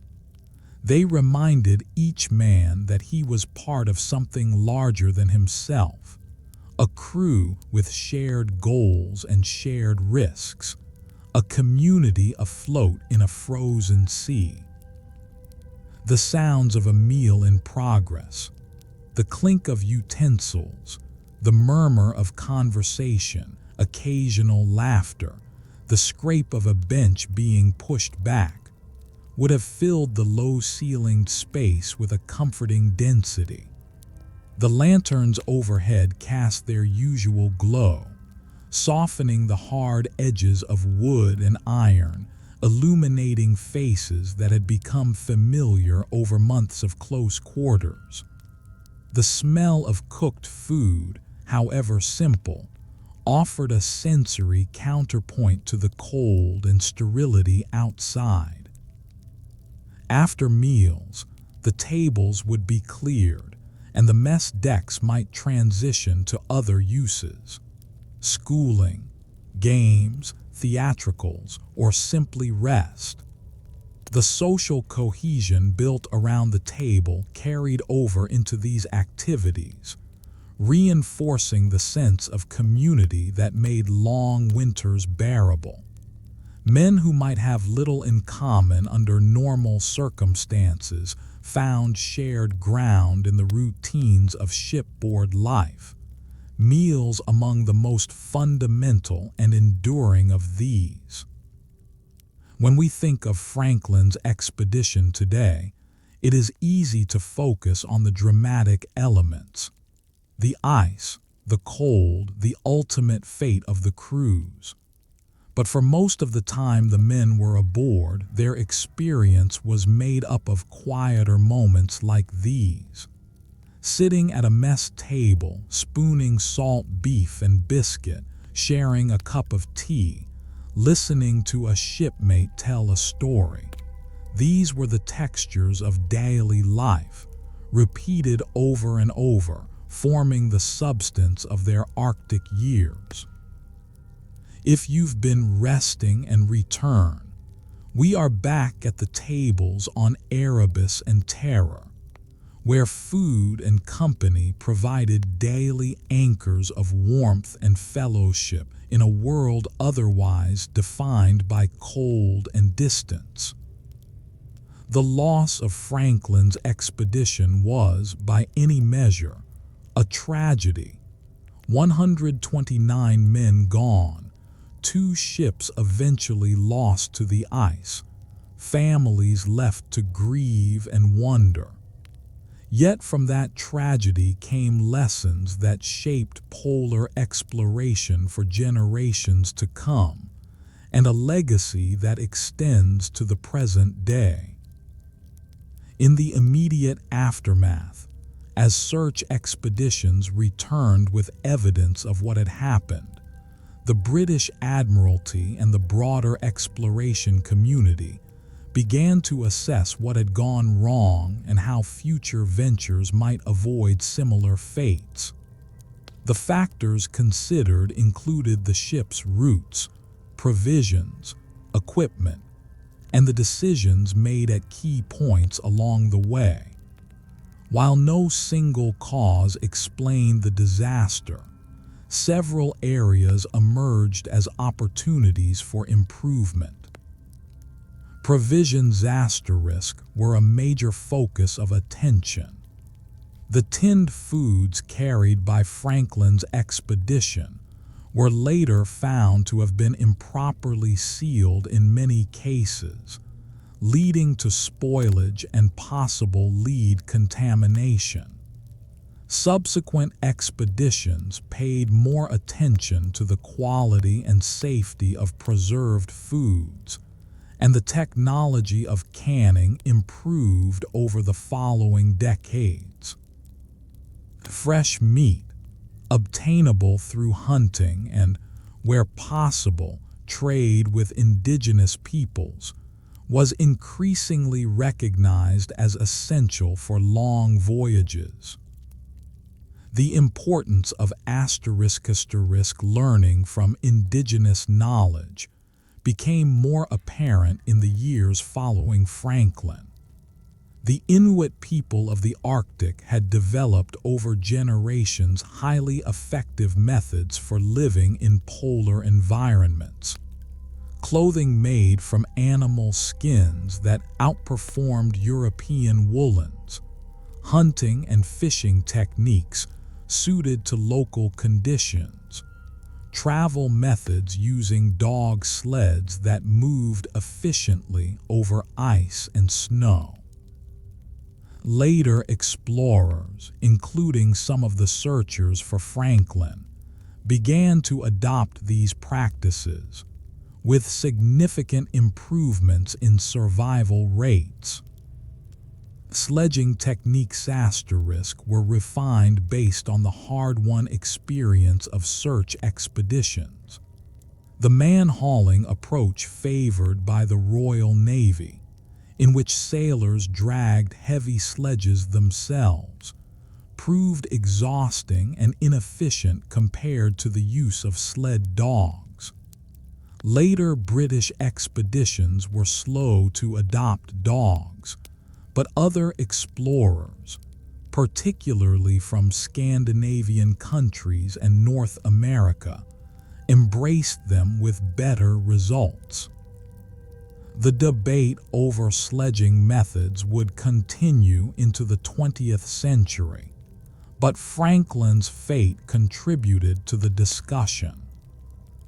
The ** geographic knowledge gained from the search expeditions was a more positive legacy.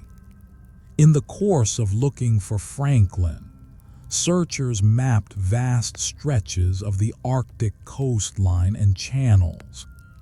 They identified navigable routes, documented ice conditions, and contributed to the scientific understanding of polar regions. The Northwest Passage itself, the goal Franklin had sought, was eventually traversed by Roald Amundsen in 1903–1906, using a small vessel, a small crew, and methods heavily influenced by indigenous practices. The * human interest in Franklin's story has never fully faded. The combination of mystery, sacrifice, and the stark beauty of the setting has captured imaginations across cultures and centuries. Books, articles, poems, paintings, films, and documentaries have explored the expedition from countless angles. The discovery of the wrecks in the 2010s renewed attention and opened new avenues for research.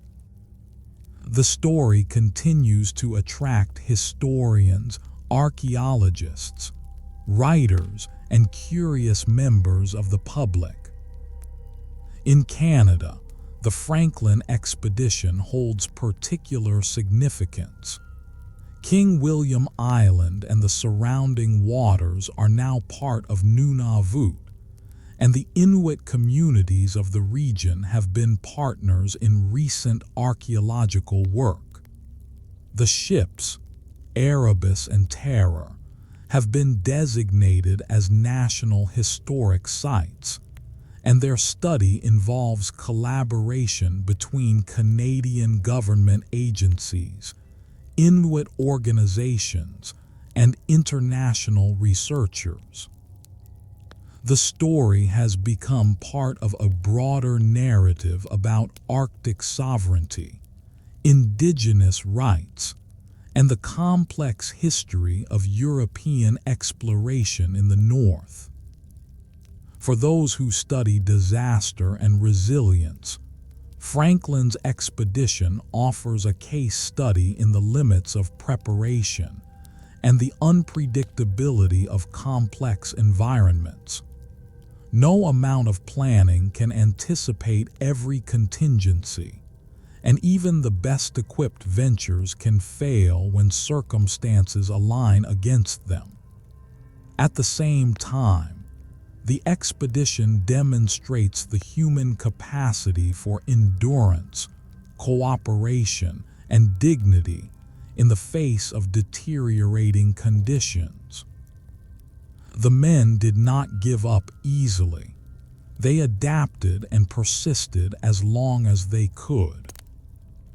Tonight, as we near the end of this telling, we might allow ourselves to hold both aspects of the legacy in mind.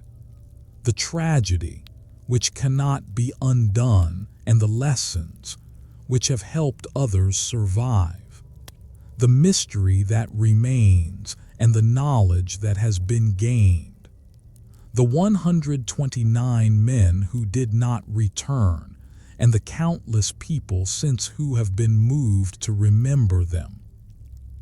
If your thoughts have drifted, we are looking now at how the story of Franklin's expedition, though ending in loss, contributed to safer and better informed journeys into the polar regions, and continues to resonate in our own time. And so we come to the end of this telling, having traveled from the docks of the Thames to the frozen channels of the Canadian Arctic and back again. We have traced the route of the Erebus and Terror on old charts, watched them leave England with full sails and high hopes, and followed them into the pack ice where they would eventually be trapped. We have spent time inside their wooden walls, among the men who ate and slept and kept watch through long polar nights. The expedition led by Sir John Franklin set out in 1845 with the goal of completing the Northwest Passage. It carried 129 officers and men, provisions for 3 years, and the confidence of a nation that had sent ships to every corner of the globe. Within a few seasons, both ships were beset in the ice near King William Island, and over the following years, all the men would perish, whether aboard the ships on the ice or along the shores of that remote island. We have not dwelt on the details of their final days. This is a story meant to be heard in quiet moments, and some chapters are best acknowledged rather than explored. What we have tried to convey is the texture of life before the end, the routines of shipboard existence, the cooperation of the crew, the support of community both aboard and at home, and the alternating rhythms of darkness and light, confinement and hope. The searches that followed brought their own stories of courage and hardship, and eventually confirmed what had happened. The relics recovered over the years, now housed in museums, connect us to individual lives. A spoon, a button, a compass. The wrecks discovered in recent years rest on the seabed, preserved by cold water, waiting for whatever further secrets they may yield. The legacy of Franklin's expedition is complex. It is a cautionary tale about the limits of preparation and the power of the Arctic environment. It is also a source of lessons that improved later exploration. And it is a story that continues to capture imaginations, inviting us to consider what it meant to venture into the unknown and what we owe to those who did not return. Tonight, if you have been listening as you drift toward sleep, you can let these images and ideas settle gently. The maps, the ships, the ice, the lanterns glowing in mess decks and cabins, the families waiting in England, the Inuit communities on the land, the searchers who followed years later, the quiet objects in glass cases, the wrecks on the seabed, the names carved in stone memorials. Franklin's lost expedition is part of a larger story. The human impulse to explore, to map the unknown, to push beyond familiar boundaries. That impulse carries risks, and sometimes those risks are realized in the most painful ways. But it also carries a kind of hope, a belief that understanding and connection are worth pursuing even when the cost is high. As we close, the map returns to mind one last time. Britain at the bottom, the Arctic islands at the top, and somewhere in between, marked only by the faintest lines, the course of two ships that sailed north and never came home. Their story is now part of history, part of memory, part of the long conversation we have with the past. If you are still listening, you can let that image fade now. The lanterns are dimmed, the watches ended, the voices quiet. Whatever questions remain, they can wait for another time. For now, there is only the soft suggestion of wind, the distant creak of ice, and the gentle drift toward rest. If you're hovering between waking and sleep, we are simply gathering the story and setting it gently down, like a ship at anchor in calm water, its voyage complete.